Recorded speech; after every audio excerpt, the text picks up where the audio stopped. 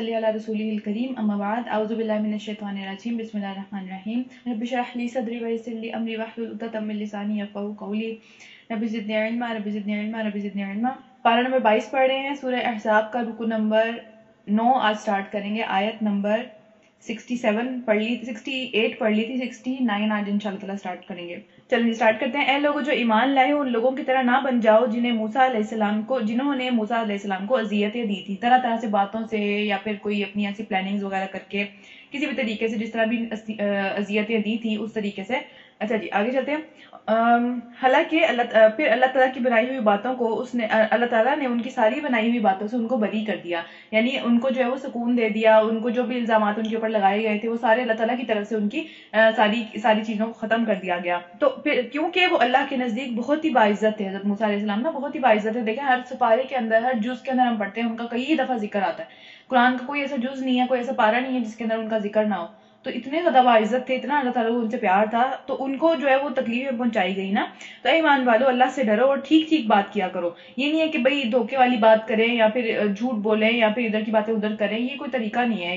एक ग्रेसफुल इंसान का ये तरीका नहीं होना चाहिए, और ईमान वाले का तो स्पेशली, क्योंकि उसका जो इखलाक है वही उसी बेहतर होना चाहिए। वो दूसरों से पता लगना चाहिए कि बंदा मुसलमान है, और आज हमें पता हो कि बंदा मुसलमान है, हमारा उसके साथ इस तरह का एटीट्यूड होता है कि भाई पता नहीं ये तो कंफर्म ही हमारे साथ कोई ना कोई फ्रॉड कर देगा ना।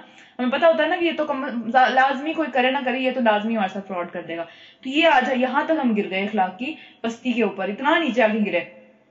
फिर अल्लाह तुम्हारे अमाल को दुरुस्त कर देगा अगर हम ठीक ठीक बात करेंगे। अगर हमारी जुबान ठीक होगी ना, हमारा दिल भी ठीक हो जाएगा आहिस्ता आहिस्ता, और हमारे अमाल भी ठीक हो जाएंगे। जुबान पहली चीज है जिसको कंट्रोल करना है, लेकिन उसको जब हम कंट्रोल नहीं करते, उसको हम खुला छोड़ देते हैं, वो जिसको चाहती है जो है वो हर्ट करती है, जिसको चाहती है जो उसको अजीब अजीब बातें सुनाते हैं हम, तो फिर हमारा दिल भी उस चीज के ऊपर जमता चला जाता है आहिस्ता आहिस्ता कि हाँ ठीक है कोई बात नहीं, कुछ नहीं हुआ, मैं भी आगे भी ऐसे ही करूंगा, कोई मसला नहीं है, साफ साफ बात करूंगा, मैं तो मुंह पे जो है वो जाके दूसरे का दिल हर्ट कर दूं या जो भी इस तरह की बात।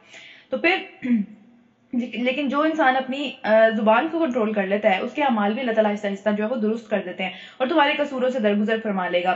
जो शख्स अल्लाह और उसके रसूल की अताअत करेगा उसके लिए बहुत बड़ी कामयाबी है। हमने इस अमानत को, यानी अमानत किस चीज की अमानत है, एक तो कुरान की, उसके अलावा शरीयत को नाफिज करने की, ये जिम्मेदारी हमारे ऊपर है कुरान की वजह से वो सारी की सारी जिम्मेदारी का भार इंसानों ने उठाया था। ये सारी अकल के साथ जो जिम्मेदारी आई, ये सारे के सारे मामलात, ये वादे जिनको पूरा करना है, ये सारी इस सब चीजों को अमानत कहा है यहाँ पे अल्लाह ताला ने, कि हमने इस अमानत का जो जिम्मा था ये आसमानों और पहाड़ों और जमीन, इतनी बड़ी बड़ी अल्लाह ताला की मखलूकात के ऊपर पेश किया, लेकिन वो सब के सब उठाने के लिए तैयार नहीं हुए। इतनी बड़ी जिम्मेदारी थी ये, इतनी मुश्किल जिम्मेदारी थी जो कि इंसान ने उठा ली, और फिर सब इससे डर गए मगर इंसान ने इसे उठा लिया। बेशक वो बड़ा ही जालिम और जाहिल है, यानी हम सबकी बात हो रही है कि सबका एक जो अंदर ये सारी चीजें ना मौजूद है, वो इंसान के ऊपर डिपेंड करता है कि वो जालिम बने या ना बने, लेकिन उसके इंस्टिंक्ट के अंदर ये चीजें मौजूद है। मतलब वो चाहे अगर अपने आप को नहीं रोकेगा कहीं ना कहीं चल के जालिम बन जाएगा। और फिर इस भारी बोझ को उठाने का लाजमी नतीजा ये है कि ताकि अल्लाह ताला मुनाफिक मर्दों और मुनाफिक औरतों और मुशरिक मर्दों और मुशरिक औरतों को सजा दे और मोमिन मर्दों और मोमिन औरतों की तौबा को कबूल करे। उस जिम्मेदारी की वजह से ये सारी की सारी डिवीजन हो गई हमारे अंदर, 3 तरह के ग्रोह बन गए। कौन कौन से? एक वो जो बिल्कुल नहीं मानते, इनकार कर दिया। दूसरे वो जो मानते हैं लेकिन दिल से नहीं मानते, यानी मुनाफिकीन। और तीसरे कौन? जो कि मानते हैं और अमल में भी उसको लेके आने की कोशिश करते हैं, और फिर कई गुनाह हो जाए, कोई इस तरह की बात हो जाए तो फिर उस पर अल्लाह ताला से तौबा मांगते रहते हैं। तो अल्लाह ताला के ऊपर ये बात उनका एक तरह से हक बन गया कि वो अल्लाह ताला उनकी तौबा को कबूल करे, और अल्लाह बहुत दरगुजर फरमाने वाला और रहीम है। अगली सूरत पढ़ते हैं, सूरह सबा है और मक्की सूरत है। शुरू करते हैं अल्लाह के नाम से जो बहुत ही मेहरबान निहायत रहम करने वाला है। पिछली सूरत मदनी थी इसलिए उसमें बहुत डिटेल थी, आगे मक्की सूरत आ रही है दोबारा से। तो सारी की सारी हम, सारी की सारी तारीफ, अल्हम्दुलिल्लाह, सारी तारीफें, सारा शुक्र उसी खुदा के लिए है जो आसमानों और जमीन की हर चीज का मालिक है, और आखिरत में भी सारी की सारी हम, सारी की सारी तारीफ उसी की होगी। दुनिया में तो हमें नजर नहीं आता ना कि कैसे जो है वो परिंदे तारीफ करें, कैसे पौधे तारीफ करें, आखिरत में हर इंसान, हर जानदार उसी की तारीफ करता हुआ हमें नजर आएगा। और वो बहुत ही हिकमत वाला और बाखबर है, हर चीज का पता है उसे। जो कुछ जमीन में जाता है और जो कुछ उससे निकलता है, और जो कुछ आसमान से उतरता है और जो कुछ उसमें चढ़ता है। क्या क्या चीजें आसमान में चढ़ती हैं, क्या क्या चीजें जो है वो जमीन में जाती हैं। हम अगर एक अपने इर्द गिर्द चूंटियों को ही देखें, हम उनका भी हिसाब नहीं रख सकते कि कितनी चूंटियां जो है वो जमीन के अंदर गई, कितनी डेप्थ तक गई और कहाँ से वो आती चली जा रही है। हमें कोई अंदाजा नहीं होता इन चीजों का। हालांकि हम अपने सिर्फ घर की हद तक अगर देखें, हमें घर का भी अंदाजा नहीं होता है कहाँ से आती चली جا رہی ہیں. یہ کیڑے مکوڑے یہ جانور کہاں سے آ رہے ہیں کچھ سمجھ میں نہیں آتا. لیکن اللہ تعالیٰ وہ ذات ہے جس میں پوری زمین کو اس نے جو ہے وہ اپنے علم سے گھیرے کے اندر لیا ہوا ہے. پوری چیز کا علم اس کے پاس ہے کہ پوری زمین میں کون سی چیز کیا کری ہے. تو ہم سوچ سکتے ہیں کہ اس کا علم کتنا بڑا ہے ہم سے. ہر چیز کو وہ جانتا ہے اور بہت رحم کرنے والا اور غفور ہے.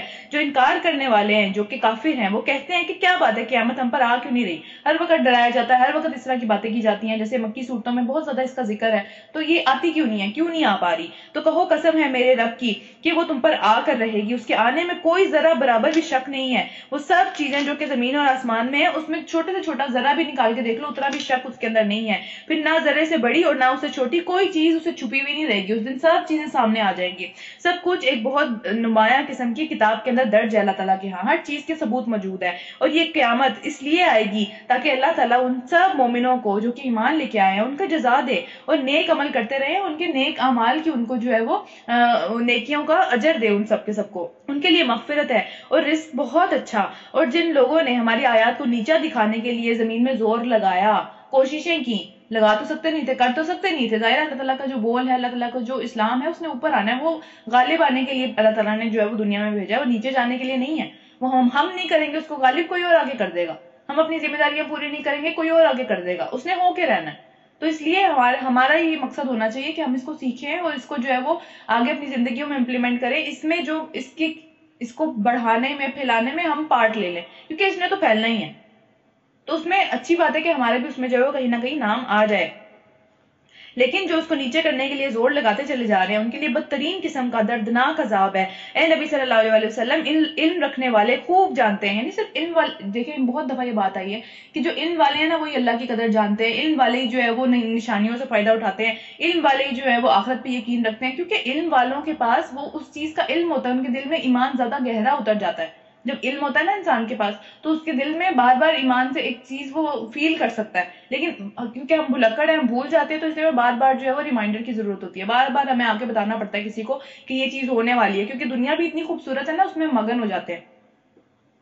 تو کیا ہے کہ اے نبی صلی اللہ علیہ وسلم علم رکھنے والے خوب جانتے ہیں کہ جو کچھ تمہارے رب کی طرف سے تم پر نازل کیا یعنی کہ قرآن, وہ سراسر حق ہے, بالکل سچی بات ہے. کیوں؟ کیونکہ وہ دنیا کی چیزوں کو بھی دیکھتے رہتے ہیں. اسی طرح جو پچھلی کتابوں کا علم رکھنے والے تھے انہوں نے جب اس کتاب کو پڑھا تو ان کو سمجھ میں آ گئی کہ یہ وہی چیز ہے جو کہ پچھلی کتابوں میں بھی موجود تھی, اور وہ خدا جو کہ بہت زبردست اور حکمت والا ہے اس کا راستہ دکھاتی ہے یہ کتاب. وہ پہچان جاتے ہیں اس کتاب کو بھی. لیکن جو جاہل ہوتے ہیں وہ اس کے لیے بھی جاہل رہتے ہیں, وہ اس کے لیے بھی جاہل ہی رہتے ہیں. تو پھر کافر لوگوں سے کہتے ہیں کہ ہمیں بتائیں کہ ایسا شخص جو کہ خبر دیتا ہے کہ تم جب سارے کے سارے جسم تمہارا جو ہے وہ تتر بتر ہو جائے گا اور بالکل ختم ہو جائے گا, اس وقت تم نئے سرے سے پیدا کیے جاؤ گے. نامعلوم یہ شخص اللہ کے نام پر جھوٹ بولتا ہے یا اسے کوئی پاگل پن کا دورے پڑتے ہیں. نعوذ باللہ. نبی صلی اللہ علیہ وسلم کی بات ہو رہی ہے کہ وہ لوگ جو ہے وہ دوسروں پہ جا کے اس طرح کی باتیں کرتے ہیں کہ پتہ نہیں یہ کس طرح کی عجیب عجیب باتیں ہم سے کہتا رہتا ہے. ہمیں تو یقین ہی نہیں آتا ان باتوں کے اوپر نا. نہیں, بلکہ جو لوگ آخرت کو نہیں مانتے اور عذاب میں مبتلا ہونے والے ہیں, کنفرم عذاب میں, اس چیز کے اوپر ایمان نہ لانے کی وجہ سے وہ عذاب میں مبتلا ہونے والے ہیں, وہی بری طرح بہکے ہوئے ہیں, وہی پاگل ہیں. ان کو یہ بات اپنے لیے کرنی چاہیے. وہ قیامت والے دن اپنے آپ کو کوسیں گے اس بات کے اوپر جو کہ یہ ساری باتیں دوسروں کو کہتے چلے جا رہے ہیں. نبی صلی اللہ علیہ وسلم کے اوپر اتنے عجیب عجیب گندے الزامات جو ہے وہ نعوذ باللہ لگاتے جا رہے ہیں. کیا انہوں نے کبھی اس آسمان اور زمین کو نہیں دیکھا جو انہیں آگے اور پیچھے سے گھیرے ہوئے, ہر چیز مطلب دیکھیں اللہ کی زمین میں رہ کے اللہ تعالیٰ کی ہی نعمتوں سے فائدہ اٹھا کے اللہ تعالیٰ کو ہی برا بھلا کہہ رہے ہیں. مطلب کتنی زیادہ جرت والی بات ہے یہ کہ اس کی ساری چیزیں استعمال کی, اسی کی زمین میں رہ رہے ہیں, اسی کا آسمان ہے اوپر سے گر جائے, کوئی نہ کوئی عذاب آ جائے, ہمارے گھروں کی چھتیں ہمارے اوپر سے گر جائیں, کیا کر لیں گے؟ کچھ بھی نہیں. سب کچھ اللہ تعالیٰ کی قبضہ قدرت کے اندر. تو اللہ تعالیٰ کہتے ہیں ہم چاہیں تو اگر زمین کو ان کے پاس سے دسا دیں, زمین کے اندر گھس جائیں سارے کے سارے, اور پھر آسمان کے کچھ ٹکڑے ان کے اوپر گرا دیں, کسی بھی صورت سے ان کے اوپر عذاب لے آئیں, ہر طرف سے تو اللہ تعالیٰ کے قبضے میں ہے. اور پھر اصل بات تو یہ ہے کہ ان میں سے ان سب چیزوں میں ایک نشانی ہے ہر اس بندے کے لیے جو اللہ تعالیٰ کی طرف رجوع کرنے والا ہو, جو اللہ تعالیٰ کی طرف پلٹنے والا ہو بار بار. اور پھر رکو نمبر 2 سورۃ سبا کا رکو نمبر 2 ہے, ہم نے داؤد علیہ السلام کو اپنے ہاں بہت بڑا فضل عطا کیا. ہم نے اسے حکم دیا کہ اے پہاڑوں, لوگ ہم نے پہاڑوں کو حکم دیا کہ اس کے ساتھ ساتھ چلو, اس کی حفاظت کرو, جو چیز تم سے نکالنا چاہتا ہے اس کے لیے آسان ہو جاؤ. ہر چیز جو تمہارے اندر موجود ہے, جو بھی چیزیں ہم نکالتے ہیں زمین میں سے وہ پہاڑوں سے ہی نکلتی ہے نا. جیسے کہ کوئی نمک ہے یا پھر کوئی دھاتے ہیں یا پھر کوئی اس طرح کی میٹل ہے, کچھ بھی اس طرح کی چیزیں, سب چیزیں پہاڑوں سے نکلتی ہیں زمین کے اندر سے. تو انہی کی بات ہو رہی ہے کہ حضرت داؤد علیہ السلام کو ہم نے پہلے بھی بات کی تھی کہ لوہے کو اللہ تعالیٰ نے بہت نرم بنا دیا تھا ان کے لیے. وہ بہت زیادہ چیزیں بنایا کرتے تھے لوہے سے, اور لوہے کا اپنے ہاتھ میں پکڑتے تھے وہ موم بن جاتا تھا. اس کو جس طرح چاہتے تھے وہ پھر چینج کرتے تھے اور اس سے جو چیز چاہتے تھے وہ بناتے تھے نا. تو یہ اس وجہ سے تھا کیونکہ اللہ تعالیٰ نے ان کے لیے پہاڑوں کو آسان کر دیا تھا. پہاڑ کتنا مشکل ہے اس پہ چڑھنا, اس کو کھودنا. آج کتنے طریقوں سے پہاڑوں کو جو ہے وہ توڑ کے اس میں سے چیزیں نکالی جاتی ہیں, پھر اس کے بعد وہ گندی حالت میں ہوتی ہیں, ان کو صاف کرنا ہوتا ہے, پھر اس میں سے ایک میٹل نکلتی ہے. کتنا لمبا پروسیس ہے, لیکن ان کے لیے چیز اللہ تعالیٰ نے آسان کر دی تھی کیونکہ علم سکھانا مقصد تھا نا ان کو یہ ساری چیزوں کا. تو کیا ہوا کہ ان کے ساتھ ساتھ چلو, اور یہی حکم نے پرندوں کو بھی دیا تھا. ہم نے لوہے کو اس کے لیے بہت نرم کر دیا اس ہدایت کے ساتھ کہ وہ زرہیں بنائے. زرہیں کیا ہوتی ہیں؟ جن سے اپنے آپ کو بچایا جاتا ہے, جو کہ پورا آئرن کا سوٹ نہیں ہوتا پورا کا پورا جو جنگوں میں پہنتے ہیں اپنے آپ کو بچانے کے لیے, وہ والی چیز. اور پھر ان کے ہلکے ٹھیک ٹھیک اندازے پر رکھے, یعنی کہ اس کا ڈیزائن بھی اللہ تعالیٰ نے ان کو سکھایا کہ کس طریقے سے بنائی جاتی ہیں یہ ساری کی ساری چیزیں. اور پھر آل داؤد نیک عمل کرو, اور جو کچھ تم کرتے ہو اس کو میں دیکھ رہا ہوں. ان سب چیزوں کا شکر ادا کرنا چاہیے, اپنے اوپر اتنا بڑا نہیں بننا چاہیے. ساری چیزیں اللہ سے ہمیں سکھائی ہوئی ہیں. ہر چیز کی ابتدا, ہر علم کی ابتدا اللہ تعالیٰ نے اپنے بندوں کو سکھائی ہے, وہاں سے یہاں تک پہنچے ہم. اگر وہ اللہ تعالیٰ نہ سکھاتا تو کس طرح پتا چلتا کہ لوہا جو ہے وہ پہاڑوں کے اندر سے نکلتا ہے, یا لوہے کو نرم کر کے اس کو موڑنا ہوتا ہے, اس طریقے سے یہ کام بنتا ہے. کیسے پتا چلتا؟ کون بتاتا ہمیں یہ باتیں؟ جب اللہ تعالیٰ نے اپنے بندے کو سکھائی تب ہم یہاں تک پہنچ پائے کہ ہم نے اس سے بہت ساری چیزیں اور بنا لی. تو پہلا علم جو آیا وہ اللہ کی طرف سے آیا ہے. اس کے بعد اور سلیمان علیہ السلام جو کہ حضرت داؤد علیہ السلام کے بیٹے تھے, ان کے لیے ہم نے ہواؤں کو مسخر کر دیا. وہ جہاں چاہتے تھے اس کو چلاتے تھے, اور پھر صبح کے وقت اس کا چلنا 1 مہینے کی راہ تک, اور شام کے وقت اس کا چلنا 1 مہینے کی راہ تک, یعنی بہت دور دور تک وہ جو ہے وہ ہواؤں کے زور کے اوپر سفر کرتے تھے. پھر ہم نے اس کے لیے پگھلے ہوئے تانبے کا چشمہ بہا دیا, یعنی کوپر سے پھر ان کو کھیلنا سکھایا, کوپر کی چیزیں بنانی سکھائی حضرت سلیمان علیہ السلام کو. ان سے پیچھے والے کو, ان کے فادر کو آئرن کی چیزیں بنانی سکھائی. آئرن کو کس طرح یوز کرتے ہیں, دونوں کے میلٹنگ پوائنٹس ڈفرنٹ ہوتے ہیں, دونوں کو ڈفرنٹ طریقے سے ٹریٹ کیا جاتا ہے, دونوں کو ڈفرنٹ طریقے سے جو ہے وہ صاف کیا جاتا ہے, کیونکہ گندی چیزیں بھی ہوتی ہیں نا, ارد گرد کی مٹی ہوتی ہے یا اور کوئی میٹل اس کے ساتھ لگی ہوئی ہوتی ہیں. تو وہ ساری چیزیں اللہ تعالیٰ نے دونوں نبیوں کو سکھائی اپنے, کہ کس طریقے سے ان سے جو ہے وہ فائدہ اٹھانا ہے. اور ایسے جن اس کے جو ہے وہ تابع کر دیے, ایسے جن ان کی جو ہے وہ فوج کے اندر تھے جو کہ اپنے رب کے حکم سے اس کے آگے آگے کام کرتے تھے. اس کے سارے کام حضرت سلیمان علیہ السلام کے سارے کام جو پھر ہم دیکھتے ہیں نا آج کل بہت زیادہ اس کا وہ بھی ہے, ہیکل سلیمانی جو تعمیر کیا تھا اس وقت, وہ ساری کی ساری چیزیں جنہوں نے بنائی ہوئی تھیں. پھر اس کے بعد کیونکہ اللہ کے حکم سے, وہ اپنی مرضی سے نہیں بناتے تھے, حضرت سلیمان کے حکم سے اور اس کے اوپر اللہ کے حکم سے وہ کام کرتے تھے. تو ان میں سے جو بھی ہمارے حکم سے منہ موڑتا تھا, اس کو ہم بھڑکتی ہوئے آگ کا مزہ چکھاتے تھے. یعنی وہ پوری طرح سے ان کی قدرت میں تھے, پوری طرح سے ان کے قابو میں تھے. وہ کوئی ان کا وہ کام نہیں کرتے تھے آگے سے. حضرت سلیمان علیہ السلام ان کی رایا میں سے تھے, جیسے ان کے آگے جھکے ہوئے تھے ہر کام کے لیے. اور وہ اس لیے بناتے تھے کہ جو کچھ وہ چاہتا تھا, یعنی حضرت سلیمان علیہ السلام کے لیے وہ ہر چیز بناتے تھے. اونچی عمارتیں, یا پھر کوئی اس طرح لینڈسکیپس کی تصویریں, یا پھر بڑے بڑے ہوز, وہ اپنی جگہ سے ہٹنے والی, نہ ہٹ پانے والی بھاری بھاری دیگیں, جیسی جو چیز وہ چاہتے تھے وہ جن ان کے لیے بناتے تھے. یعنی ہر چیز. یہاں پہ ایک چیز جو ہے وہ دیکھنے والی ہے, یہاں پہ تصویریں لکھا ہوا ہے.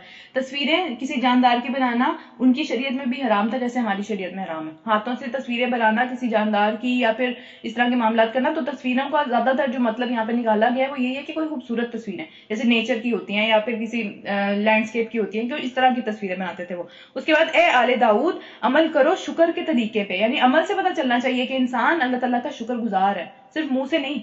ہم اگر کسی کے بندے کے جو ہے وہ شکر گزار ہوتے ہیں, منہ سے شکریہ ادا کرتے ہیں اس کا, لیکن عمل میں اس کو جو ہے اسی کمر میں ہم خنجر کھوپ رہے ہوتے ہیں. تو یہ طریقہ کوئی انسان بھی اس کو برداشت نہیں کرتا. تو اللہ تعالیٰ کے ساتھ ہم کس طرح کا دھوکہ کرتے ہیں نا پھر یہ. تو پھر میرے بندوں میں سے کم ہی شکر گزار ہیں. بہت سارے جو ہیں وہ میجورٹی میں تو ناشکرے ہی ہیں, بھول جاتے ہیں اللہ تعالیٰ کے احسانات کو.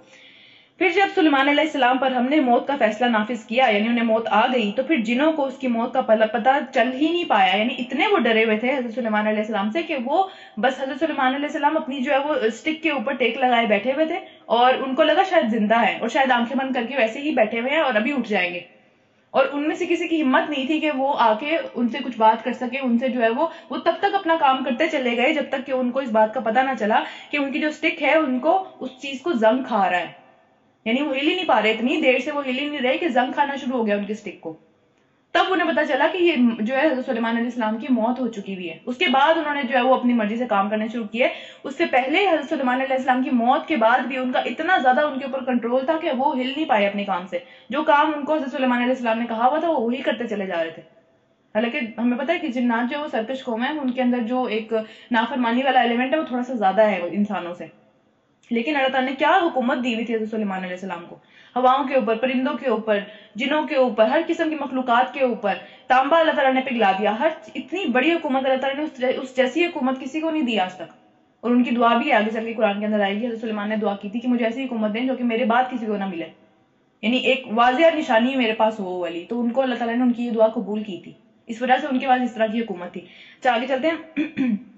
اس طرح جب سلیمان علیہ السلام گر پڑے، یعنی ان کی اسٹک ہلی اور وہ پھر گرے نیچے کیونکہ ڈیتھ ہو گئی تھی، تو جنوں پر یہ بات کھلی کہ اگر وہ مطلب پھر ان کو پتا چلا کہ یہ مر چکے ہوئے ہیں. تو اس لیے اس بات کو بتانے کا مقصد کیا ہے کہ جنوں سے ہیلپ مانگنا یا جنوں کو جو ہے وہ اپنے کسی کام کے لیے یوز کرنا، وہ کچھ نہیں کر سکتے.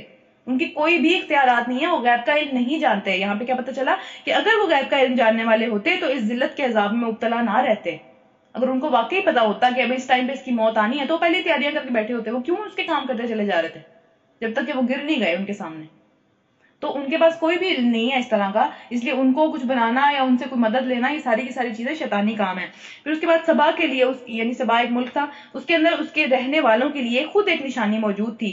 2 باغ تھے دائیں اور بائیں جانب، یعنی اس ملک کے اندر اتنے باغ تھے، مفسرین بتاتے ہیں کہ اتنے باغ تھے اس کے اندر کہ جو بندہ جہاں بھی کھڑا ہوتا تھا اس کو اپنے ہر طرف باغ ہی نظر آتے تھے. صرف 2 باغ نہیں تھے، جہاں بھی وہ کھڑا ہوتا تھا اس کو دائیں اور بائیں جانب باغ ہی باغ نظر آتے تھے. اور پھر ان کو کیا کہا کہ کھاؤ اپنے رب کے رزق کا جو بھی اللہ تعالیٰ نے دیا اس میں سے کھاؤ اور شکر بجا لاؤ. صرف اللہ تعالیٰ شکر ہی مانگ رہے ہیں اس کے بدلے میں کہ شکر والی روش ہونی چاہیے.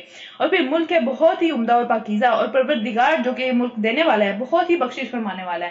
تو یعنی کہ دنیا میں نعمتیں دے دی اللہ تعالیٰ نے، اور اس کے بعد اللہ تعالیٰ بھی اتنے اچھے ہیں، اتنے بخشش کو قبول کرنے والے ہیں، اپنی توبہ کو قبول کرنے والے ہیں. تو اللہ کے آگے جھکے رہنا چاہیے. مگر وہ منہ موڑ گئے، ہر چیز ان کو ملی ہوئی تھی پھر بھی وہ منہ موڑ گئے. آخرکار ہم نے ان کے اوپر جو ہے بہت سخت قسم کا سیلاب بھیج دیا، بہت زیادہ پانی آ گیا. اور ان کے پچھلے 2 باغ جو تھے سارے کی ساری چیزیں تھیں ان میں بہت شدید ترین قسم کے جو ہے وہ اچھے پھل نہیں آئے. ظاہر سی بات ہے، پانی ان کو اچھا نہیں ملا، پھل اچھے نہیں آئے، ساری چیزیں تباہ و برباد ہو کے رہ گئی. اور پھر جو سارے کے سارے درخت تھے اور بہت کم چیزیں بچ گئی ان کے پاس. اور پھر یہ ہوا کہ ان کے یہ ساری چیزیں ان کے کفر کا بدلہ تھا جو ہم نے ان کو دیا. یعنی جب ہم شکر نہیں کرتے نا، وہ چیزیں اللہ تعالیٰ واپس لے لیتے ہیں. آج بھی ایسا ہی ہے اللہ تعالیٰ کا قانون. اللہ تعالیٰ اپنے قانون نہیں بدلتے. وہ جو پچھلی امتوں کے ساتھ تھے وہی ہمارے ساتھ بھی ہیں. اگر ہم شکر کریں گے اللہ تعالیٰ ہمیں اور دیں گے، اگر ہم شکر نہیں کریں گے اللہ تعالیٰ ہم سے وہ چیز واپس لے لیں گے جس کا ہم شکر نہیں ادا کریں گے.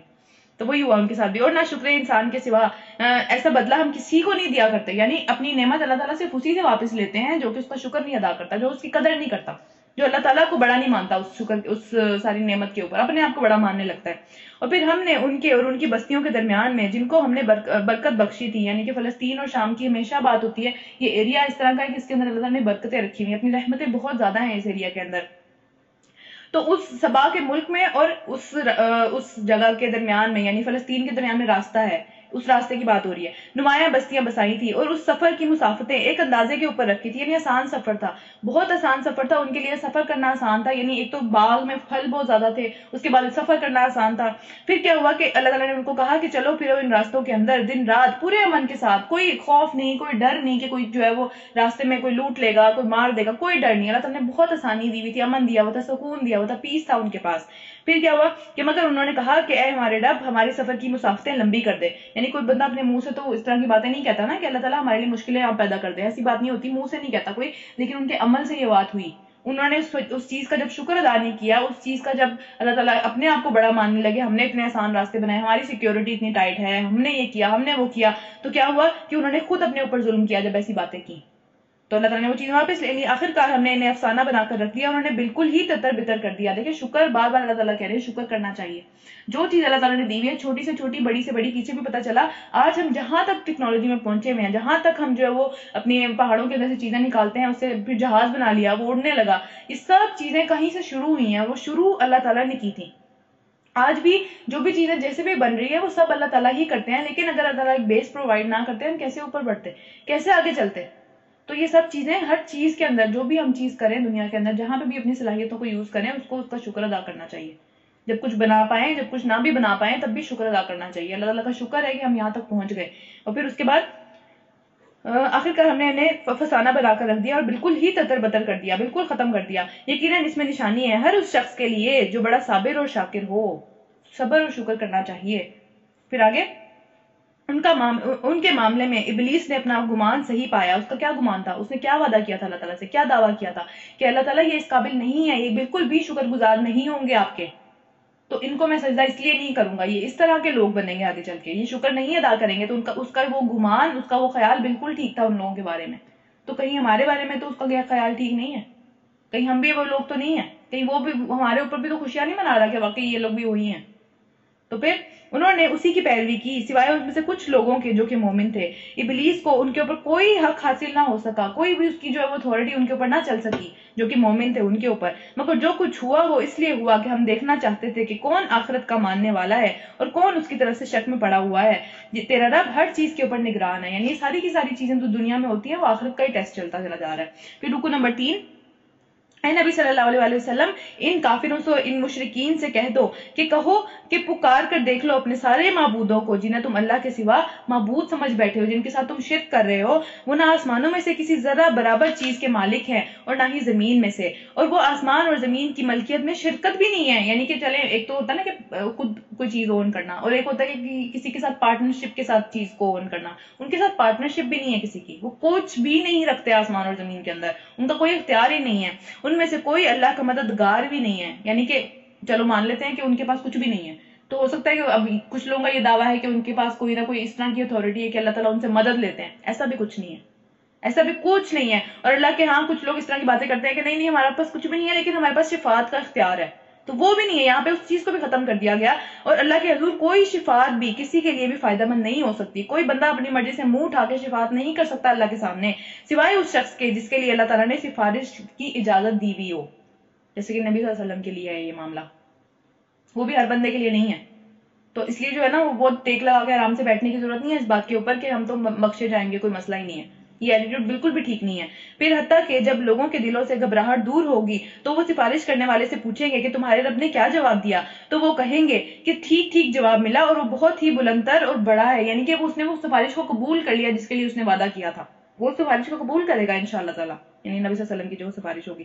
اس کے بعد اے نبی صلی اللہ علیہ وسلم ان سے پوچھو کون ہے جو تمہیں آسمانوں اور زمین میں سے رزق دیتا ہے, کون ہے؟ کہو وہ کہیں گے اللہ تعالیٰ, یعنی اللہ تعالیٰ بھی کہو اللہ ہی دیتا ہے, یعنی نبی صلی اللہ علیہ وسلم کہیں گے اللہ تعالیٰ. تو اب ہم میں اور تم میں سے کوئی ایک ہی ہدایت کے اوپر ہے اور کوئی جو ہے وہ کھلی گمراہی میں پڑا ہوا ہے. یعنی ایک ہی بات ٹھیک ہو سکتی ہے, یا تو اللہ رزق دیتا ہے یا پھر تمہارے معبود جو ہے وہ رزق دیتے ہیں, ایک ہی بات ٹھیک ہے. ان سے کہو جو قصور ہم نے کیا ہو اس کی کوئی بھی جو پوچھ گچھ ہے وہ تم سے نہیں ہوگی. یعنی تم ہمیں اگر جاہل سمجھتے ہو, تم سمجھتے ہو کہ ہم جو ہے وہ اللہ تعالیٰ کو اگر مانتے ہیں تو ہم کسی بہت بڑے عذاب میں آنے والے ہیں تمہارے بتوں کی طرف سے, تو ایسا نہیں ہوگا. ہم نے اپنی ساری کی ساری معاملات کی جواب دہی کرنی ہے, اور جو کچھ تم کر رہے ہو اس کی کوئی جواب طلبی ہم سے نہیں ہوگی. یعنی اگر تم ہدایت کے اوپر نہیں آؤ گے تو ہمارا کوئی مسئلہ نہیں ہے اس کے اندر. کہو ہمارا رب سب کو جمع کرے گا, پھر ہمارے درمیان ٹھیک ٹھیک فیصلہ کر دے گا, اور وہ ایسا زبردست حاکم ہے کہ وہ سب کچھ جانتا ہے, یعنی اس سے کوئی چیز چھپی بھی نہیں ہے. اور ان سے کہو ذرا مجھے دکھاؤ تو صحیح وہ کون سی ہستیاں ہیں جنہیں تم نے اس کے ساتھ شریک کر رکھا ہے نا, کون سی ہستیاں, کیا ہے ان کے پاس ایسا؟ تو ہرگز نہیں, زبردست اور دانا تو بس اللہ ہی ہے, یعنی صرف وہی اس قابل ہے, اسی کی یہ شان ہے کہ اس کو ہی جو ہے وہ خدا مانا جائے. اور اے نبی صلی اللہ علیہ وسلم ہم نے تم کو اور تمام انسانوں کے لیے بشیر یعنی کہ بشارت دینے والا, خوشخبری دینے والا, اور نذیر ڈرانے والا بنا کر بھیجا ہے. مگر اکثر لوگ نہیں جانتے, وہ آپ سے الٹی فرمائشیں کرتے ہیں, آپ سے جو ہے وہ الٹے معجزات کی فرمائشیں کرتے ہیں, آپ کی ذات کے اندر بہت بڑے الزامات لگاتے ہیں نعوذ باللہ. لیکن ان کو پتہ ہونا چاہیے ہر انسان کے لیے صرف وہ ایک ڈرانے والے اور خبردار کرنے والے ہیں, بس اس سے زیادہ کوئی حیثیت نہیں ہے ان کی, بس یہی کرنے کے لیے وہ آئے تھے. اس کے علاوہ ان کا اس سے بڑھ کے معجزات اپنی طرف سے دکھانا, اپنی طرف سے کوئی بڑے کرشمے پروف کرنا, اپنے آپ کو منوانا, یہ کام نہیں تھا ان کا. ان کا صرف یہ کام تھا کہ وہ سب کو ڈرا دیں اور سب کو جو ہے وہ خوشخبری دے دیں جو ماننے والے ہیں ان کے لیے. پھر یہ لوگ تم سے کہتے ہیں کہ وہ قیامت کا وعدہ کب پورا ہوگا اگر تم سچے ہو. کہو تمہارے لیے ایک ایسے دن کی جو وقت ہے وہ مقرر کر دیا گیا جس کے آنے میں ایک گھڑی کے برابر بھی آگے پیچھے اس کو نہیں کیا جا سکتا, نہ تم اسے پہلے لے کے آ سکتے ہو نہ تم ایک گھڑی بعد لے کے آ سکتے ہو. تو یہاں پہ رکو نمبر 3 ہو گیا. رکو نمبر 4, یہ کافر لوگ کہتے ہیں کہ ہم ہرگز اس قرآن کو نہیں مانیں گے اور نہ ہی اس سے پہلے آئی ہوئی کسی کتاب کو مانیں گے. یعنی اتنے ڈٹے ہوئے ہیں اس ساری چیز کے اوپر کہ بس جو شرک ہم کرتے چلے جا رہے ہیں وہی ٹھیک ہے, باقی ساری چیزیں غلط ہیں. تو کاش تم دیکھو ان کا حال اس وقت جب وہ ظالم اپنے رب کے حضور کھڑے ہوئے ہوں گے. اس وقت یہ ایک دوسرے پر الزام لگائیں گے کہ تمہاری وجہ سے ہم نہیں مانے, تمہاری اس بات کی وجہ سے ہم ماننے سے رہ گئے. اور جو لوگ دنیا میں دبا کر رکھے گئے تھے, یعنی جو فالوورز تھے جن کو کہا گیا تھا کہ تم نے نہیں ماننا, جنہوں نے سنی اور مان لی اس کی بات دوسرے بندے کی, وہ بڑے بنے ہوئے لوگوں سے کہیں گے, یعنی جن کو انہوں نے فالو کیا, جو لیڈرز تھے, ان کو کہیں گے کہ اگر تم نہ ہوتے تو ہم مومن ہوتے, ہم اتنے بڑے عذاب میں نہ پڑ جاتے، تمہاری وجہ سے ہم پڑے. دنیا میں دیکھیں جانیں قربان کرتے ہیں نا اپنے لیڈرز کے لیے، ان کو بچانے کے لیے، اپنے فرقوں کو بچانے کے لیے، اپنی صرف سوچ کو بچانے کے لیے، اپنے قائد کو بچانے کے لیے، اور وہاں جا کے کیا حالات ہوں گے. اور وہ جو بڑے بنے ہوئے تھے لیڈرز تھے، ان لوگوں سے کہیں گے جو دبے ہوئے تھے کہ کیا ہم نے تمہیں اس وقت ہدایت سے روکا تھا؟ تمہارے پاس خود عقل نہیں تھی؟ وہ اپنی عقل سے کام لیتے. وہ اس وقت لڑیں گے، آپس میں ایک دوسرے سے لڑیں گے کہ نہیں بلکہ تم خود مجرم تھے. اور جو دبے ہوئے لوگ تھے وہ ان بڑے بڑے لوگوں سے کہیں گے، ان لیڈر سے کہیں گے کہ نہیں بلکہ جو سارا ہر وقت تم صبح شام ہم سے ایک فضول قسم کی باتیں ہم سے کرتے رہتے تھے، ہمیں حکم دیتے تھے کہ ہم اللہ کے ساتھ جو ہے وہ کفر کریں، ہم دوسروں کو جو ہے وہ شریک ٹھہرائیں، تم کرتے تھے یہ کام، تمہاری وجہ سے جو ہے وہ ہم نے یہ کام نہیں کیا. یعنی سارے ایک جو گیم ہے، بلیم گیم جو چلے گی وہ اسی طرح چلے گی. تو آج دنیا میں ہی بہت زیادہ ٹائم اللہ تعالیٰ نے ہمیں دیا ہوا ہے، اتنی لمبی زندگی اللہ تعالیٰ نے ہمیں دی ہوئی ہے. ایک سال کتنا لمبا ہوتا ہے، کتنا ٹائم لگتا ہے قرآن کو پڑھ کے کھولنے میں، بالکل بھی اتنا ٹائم نہیں لگتا. ٹھیک ہے، پوری زندگی اللہ تعالیٰ نے دے دی، 100 سال کی زندگی دے دی، اس میں ایک لمحہ بھی نہیں ملا کہ واپس پلٹ جائیں. پوری 100 سالہ زندگی ان لیڈرز کو بچانے کے لیے اگر لگا دی تو وہاں جا کے تو یہ معاملہ ہونے والے، تو کیا فائدہ اس پوری 100 سالہ زندگی کا. تو آخرکار یہ جو انجام ہے وہ یہ ہے کہ یہ سب لوگ جب عذاب دیکھیں گے تو اپنے دلوں میں پچھتائیں گے ہر بات کے اوپر. وہ بہت زیادہ پچھتاوے کا دن ہے، بہت زیادہ. ہر وہ عمل، ہر وہ گھڑی جس کے اندر اللہ کا ذکر نہیں ہے، وہ ہر چیز پچھتاوے کا سبب بن جائے گی. وہ راستہ جس کے اوپر چلتے ہوئے ہم نے اللہ کا ذکر نہیں کیا، وہ محفل جو کہ ہم نے اپنے آپس میں جو ہے وہ ملے ہم، لیکن اس کے اندر ہم نے اللہ کا ذکر نہیں کیا، جس دنیا کی جو ہے وہ باتیں کرتے چلے گئے، دنیا کی فن کے لیے ہم ملے، اس میں ایک بھی بات ہم نے، ایک بھی ٹائم نہیں ملا، ایک لمحے کا بھی ٹائم نہیں ملا اللہ کی بات کرنے کا. وہ سب چیزیں پچھتاوے کا سبب بنیں گی. تو ہر معاملے کے اندر جو ہے وہ کہیں نہ کہیں کوئی اچھی بات کر دینی چاہیے، کوئی بات نہیں، کچھ نہیں ہوتا. اور ان سارے کے سارے انکار کرنے والوں کے گلوں میں ہم نے توک ڈال دیں گے اس وقت بھی. اور کیا لوگوں کو اس کے سوا کوئی اور بدلہ دیا جا سکتا ہے کہ جیسے وہ اعمال کرے ان کو ویسا ہی بدلہ ملے؟ اتنے گندے ان کے اعمال، ویسا ہی ان کے لیے بدلہ. اللہ تعالیٰ ہم سب کو اس طرح کے انجام سے بچائیں. کبھی ایسا نہیں ہوا کہ ہم نے کسی بستی میں ایک خبردار کرنے والا بھیجا ہو اور اس بستی کے کھاتے پیتے لوگ، یعنی بڑے بڑے لوگ، پرومیننٹ قسم کے لوگ، جو کہ اللہ تعالیٰ نے جن کو بہت ساری نعمتیں دی تھی، دنیا میں اسٹیٹس دیا تھا، دنیا میں فالوئنگ دی تھی، دنیا میں ان کو جو ہے وہ ایک لیڈرشپ دی ہوئی تھی، انہوں نے یہ نہ کہا ہو کہ جو پیغام تم لے کر آئے ہو ہم اسے نہیں مانیں گے. یعنی وہ غرور نہ پڑ گئے. جو آسانی ہے نا وہ غریبوں کے لیے ماننا، جو بڑے بڑے لوگ ہیں ان کے لیے ماننا ایک آزمائش بن جاتی ہے، کیونکہ ان کو ہوتا ہے پھر ہمیں جھکنا پڑے گا، ہر چیز سے پیچھے ہٹنا پڑے گا. انہوں نے ہمیشہ سے یہی کہا کہ ہمیں تم سے زیادہ مال اور اولاد دیا گیا ہے تو ہم ہرگز کبھی سزا نہیں پائیں گے، ہمیں ہمیشہ ایسی چیزیں ملتی رہیں گی. یعنی جو دنیا کا سٹیٹس ہے، دنیا کی ساری زندگی کے معاملات ہیں، اس کے اوپر کبھی بھی یہ معاملہ نہیں رکھنا چاہیے کہ اللہ کے قریب کون ہے، اللہ نے کس کے اوپر فضل کیا ہوا ہے، اللہ کس کے قریب ہے، اللہ کس کو جو ہے وہ فضل سے نوازنے والا ہے آگے چل کے، اللہ کس سے محبت کرتا ہے. یہ ساری دنیا کی چیزیں اس بات کی گواہی نہیں دیتی. دنیا میں بڑے سے بڑا، قارون سے زیادہ کسی کے پاس خزانہ نہیں تھا، وہ کیا تھا؟ کل ہم نے پڑھا تھا. فرعون سے زیادہ بڑا بادشاہ کوئی نہیں آیا، وہ کیا تھا؟ تو یہ ساری کی ساری چیزیں اس بات کی گواہی نہیں ہے کہ اللہ تعالیٰ پیار کرتے ہیں لوگوں سے.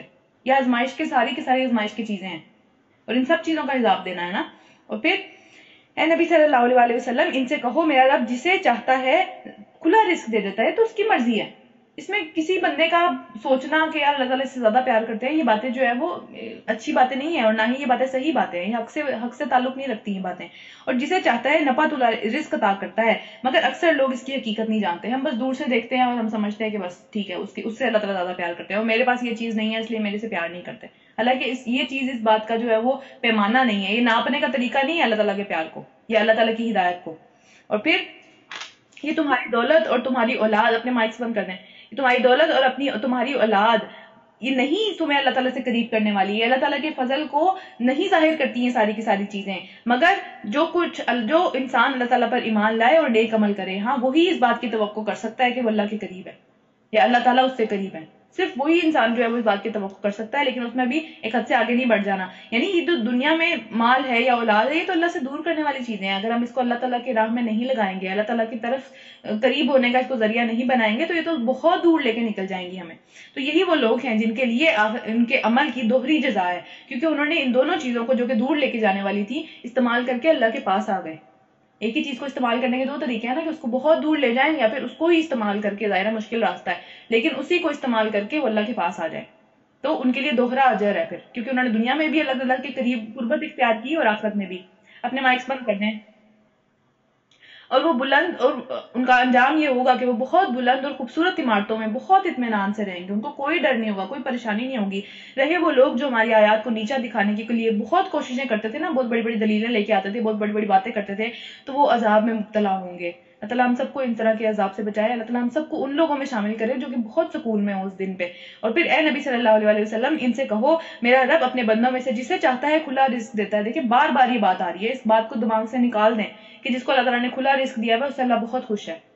یہ کوئی معیار نہیں ہے اللہ تعالیٰ کی جو ہے وہ فضل کو ناپنے کا۔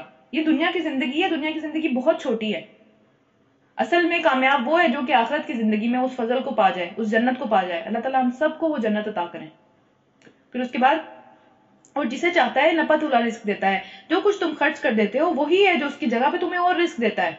بار بار بار بار روزانہ کا ایک جو رزق آ جانا، وہ چیز کو ہم خرچ کر دیتے ہیں، پھر سے ہمارے پاس پیسے آ جاتے ہیں، یہ کون لے کے آ رہا ہے؟ ہم اپنی محنت بھی کرتے ہیں لیکن اللہ تعالیٰ اگر ہمارا رزق روک دیں کون لے کے آئے گا؟ وہ کہاں سے لے کے آئیں گے؟ اور وہ سب رازقوں سے بہت بہتر رازق ہے، تو اسی سے مانگنا چاہیے، اسی سے اپنے رزق کی کشادگی مانگنی چاہیے، اسی سے اپنے رزق کے اندر کھلا پن مانگنا چاہیے، اچھا اور پاک رزق اسی سے مانگنا چاہیے، دوسروں کے آگے جو ہے وہ ہاتھ نہیں پھیلانا چاہیے۔ اور جس دن وہ سب انسانوں کو جمع کرے گا پھر فرشتوں سے پوچھے گا کہ کیا یہ لوگ تمہاری عبادت کیا کرتے تھے؟ کیونکہ مکہ میں جو مشرکین تھے وہ فرشتوں کو اللہ تعالیٰ کی نعوذ باللہ بیٹیاں بناتے تھے اور ان کی عبادت کیا کرتے تھے، ان کو بھی انہوں نے جو ہے وہ ان کے بھی بت بنائے ہوئے تھے، ان کی بھی وہ چڑھاتے تھے، عجیب کوئی حرکتیں کرتے تھے۔ تو وہ جواب دیں گے، فرشتے جواب دیں گے کہ پاک ہے آپ کی ذات، ہمارا تعلق تو آپ سے ہے، ان لوگوں سے تو ہمارا کوئی تعلق ہی نہیں جو کہ شرک کرتے ہیں۔ ایسے مشرکین کے پاس تو فرشتے آتے بھی نہیں ہیں، مومنین کے پاس آتے ہیں، جہاں اللہ کا ذکر کیا جاتا ہے ان محفلوں کے اندر آتے ہیں فرشتے، اس طرح کی گندی جگہوں پہ تو فرشتے جاتے بھی نہیں ہیں۔ اور پھر دراصل یہ ہماری نہیں بلکہ جنوں کی عبادت کیا کرتے تھے، ان میں سے اکثر لوگ انہی کے اوپر ایمان لائے ہوئے تھے، یعنی یہ سارا کا سارا طریقہ، یہ سارے کے سارے معاملات جس کے اندر یہ لوگ پڑے ہوئے تھے، یہ جنوں کا یعنی شیاطین کا جو ہے وہ لایا ہوا ہے، یہ شیاطین نے ان کو اس کام کے اوپر لگایا ہے، جس کی وجہ سے اتنا بہک کے اتنا دور چلے کہ نام ہمارا یوز کیا انہوں نے، اپنی طرف سے سمجھے کہ شاید اچھا کام کر رہے ہیں، لیکن شیاطین ان کو اتنا دور لے گئے کہ سمجھ ہی نہیں آ سکی کہ اچھا نام لے کے برا کام کرتے چلے گئے۔ تو ہمارے ارد گرد ایسی بے شمار مثالیں ہیں کہ ہم اچھا نام لے کے برا کام کرتے ہیں، اچھا نام لے کے اللہ تعالیٰ نے جس چیز کا حکم نہیں دیا وہ کرتے ہیں، اور وہ شیاطین کے راستے ہیں سارے کے سارے، چاہے کسی قبر والے کو اٹھا لیں، چاہے کسی پیر کو اٹھا لیں، چاہے کسی فقیر کو اٹھا لیں، چاہے کسی بت کو اٹھا لیں، چاہے اپنی کسی بدعتوں کو اٹھا لیں جو اپنی مرضی سے ہم دین میں شامل کرتے ہیں، چاہے فرقوں میں سے کسی ایسے بندے کو اٹھا لیں جو کہ صرف اللہ کا نام لے لے کے ہمیں کسی الٹی راہ پہ لگا رہا ہے، کوئی بھی چیز اٹھا لیں، یہ سب وہی باتیں ہیں جو کہ یہاں پہ فرشتے کر رہے ہیں کہ شیاطین نے ان کو اس راستے پہ لگا دیا اور یہ سمجھے کہ کوئی اچھا کام کر رہے ہیں۔ تو ان سارے ٹریپ سے، یہ شیطان کے ٹریپس ہیں سارے کے سارے، ان میں پھنسنا نہیں ہے، ان سے آگے چلنا ہے۔ اور اس کے بعد اس وقت ہم ان سے کہیں گے کہ آج تم میں سے کوئی کسی کو کوئی فائدہ نہیں پہنچا سکتا اور نہ ہی کسی کو نقصان پہنچا سکتا ہے، اب سب اللہ کے سامنے کھڑے ہو گئے آ کے، اور ظالموں سے ہم کہہ دیں گے کہ اب چکھو اس عذاب جہنم کا مزہ جسے تم جھٹلایا کرتے تھے۔ اللہ تعالیٰ ہم سب کو اس طرح کے انجام سے بچائے۔ یہ بہت زیادہ ڈرونی قسم کی آیتیں آگے چلتی چلی جائیں گی، اور بار بار جو ہے اسی طریقے سے بار بار ذکر آئے گا جہنم کا، یا پھر آخرت کا دن کا، یا پھر انجام کا۔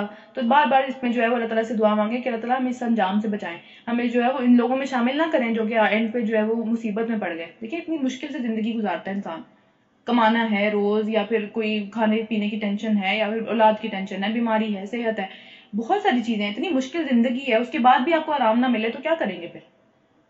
اس وقت بعد میں بھی جا کے پتہ چلا اب اس سے بھی زیادہ ڈبل خدا نخواستہ مشکل میں پڑنے لگے ہیں، تو پھر کیا فائدہ اس پوری زندگی میں محنت کرنے کا جب وہ محنت کسی کام ہی نہ آئی؟ تو پھر آگے چلتے ہیں۔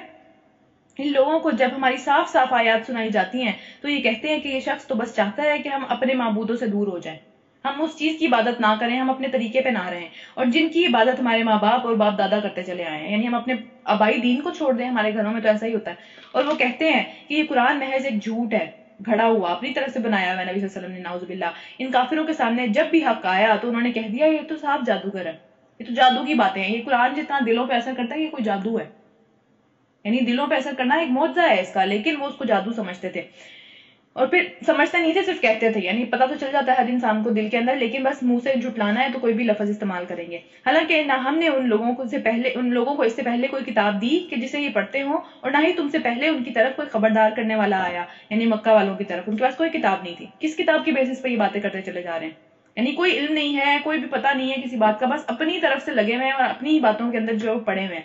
ان سے پہلے بہت سارے لوگ گزر چکے جنہوں نے جھٹلایا تھا، تو جو کچھ ہم نے انہیں دیا اس سے ایک چھوٹے سے چھوٹی چیز کو بھی وہ فائدہ نہیں اٹھا سکے اس سے. یعنی جو قرآن اتنی بڑی نعمت ہے، اتنے فائدے ہیں اس کے، یعنی ہم گننا شروع کریں ہم گن میں نہیں پائیں گے، اتنے زیادہ ہی ہمیں ہر طرح سے ہمیں جو ہے وہ پروٹیکٹ کرتا ہے، ہمارے لیے شفا کا ذریعہ ہے، ہمارے لیے ہدایت کا ذریعہ ہے، ہمارے ہر معاملے میں ایک گائیڈ کا ذریعہ ہے یہ. اور اس کو جو ہم نے ان کو دیا، جو نعمت عطا کی، یعنی ایک نبی صلی اللہ علیہ وسلم بھی ان کے درمیان میں موجود تھے، اس سے وہ ذرا چھوٹے سے چھوٹا بھی فائدہ نہیں اٹھا سکے. دنیا کے پوری دنیا کے اندر کوئی چھوٹے سے چھوٹا ذرہ ہو اس کے برابر بھی اس سے فائدہ نہیں اٹھا سکے. اتنی بڑی بدقسمتی، یعنی اتنی بڑی نعمت اللہ تعالیٰ نے دے دی اور اس سے کوئی فائدہ نہیں اٹھا سکے. ہم نے پوری زندگی ہم نے بھی کیا کیا کہ اپنی الماریوں کے اندر اس کو جو ہے وہ اچھے اچھے غلافوں کے اندر، خوبصورت غلافوں کے اندر رکھا، اس سے فائدہ ہی نہیں اٹھایا. تو کیا فائدہ ہوا پھر؟ کیا کیا پھر اس کے بعد؟ مگر جب انہوں نے میرے رسولوں کو جھٹلایا تو دیکھ لو کہ میری سزا کیسی سخت تھی. پچھلی قوموں کو بھی دیکھ لو اور اب اپنا بھی حساب لگا لینا چاہیے کہ ابھی تک نہیں آئی ہے تو مہلت چل رہی ہے، آ گئی تو پھر اس کے بعد ذرا مہلت نہیں ملے گی آگے پیچھے ہونے کی. رکو نمبر 6، اے نبی صلی اللہ علیہ وسلم ان سے کہو کہ میں تمہیں بس ایک بات کی نصیحت کرتا ہوں، وہ کیا ہے کہ خدا کے لیے تم اکیلے اکیلے یا دو دو مل کر اپنا دماغ لڑاؤ اور سوچو کہ جو تمہارے رسول ہیں، تمہارے درمیان میں جو صاحب موجود ہیں، یعنی نبی صلی اللہ علیہ وسلم کی بات ہو رہی ہے، کہ آخر ان میں سے ایسی کون سی بات ہے کہ جو تمہیں اتنا زیادہ تم پکا یقین ہو گیا ہے کہ یہ پاگل پنے کے دورے پڑتے ہیں نعوذ باللہ ان کے اوپر. کیا بات ہے ان میں ایسی؟ صرف ایک بات ہے جس سے تمہیں اختلاف ہے، باقی تو 40 سال وہ تمہارے درمیان میں رہے ہیں، تم اپنے فیصلے کروانے کے لیے ان کے پاس جاتے تھے، تو اچانک سے انہیں کیا ہو گیا؟ کچھ بھی نہیں، ایسا تو کوئی معاملہ نہیں ہے، باقی سارے معاملات ان کے اچھے چل رہے ہیں، صرف ایک بات سے کیونکہ تمہیں مسئلہ ہے تو تم نے ان کو ہی پاگل کہنا شروع کر دیا، ان کو جھٹلانا شروع کر دیا. ان کی ذات میں سے ایک خامی کی وجہ سے جو تمہیں لگتی ہے خامی ہے، جو کہ خامی ہے نہیں، ظاہر سی بات ہے، اس کی وجہ سے ہر خوبی کو نیگلیکٹ کر دیا. تو پھر وہ تو ایک سخت عذاب کی آمد سے تمہیں خبردار کرنے والا ہے، اس کے علاوہ وہ کیا کر رہا ہے؟ کچھ بھی ایسی بات نہیں ہے دوسری. تو ان سے کہو کہ اگر میں نے تم سے کوئی اجر مانگا ہے، تمہیں لگتا ہے کہ تم مجھے کوئی فائدہ پہنچا سکتے ہو، تو وہ ساری چیزیں تمہیں ہی مبارک ہو، مجھے نہیں چاہیے.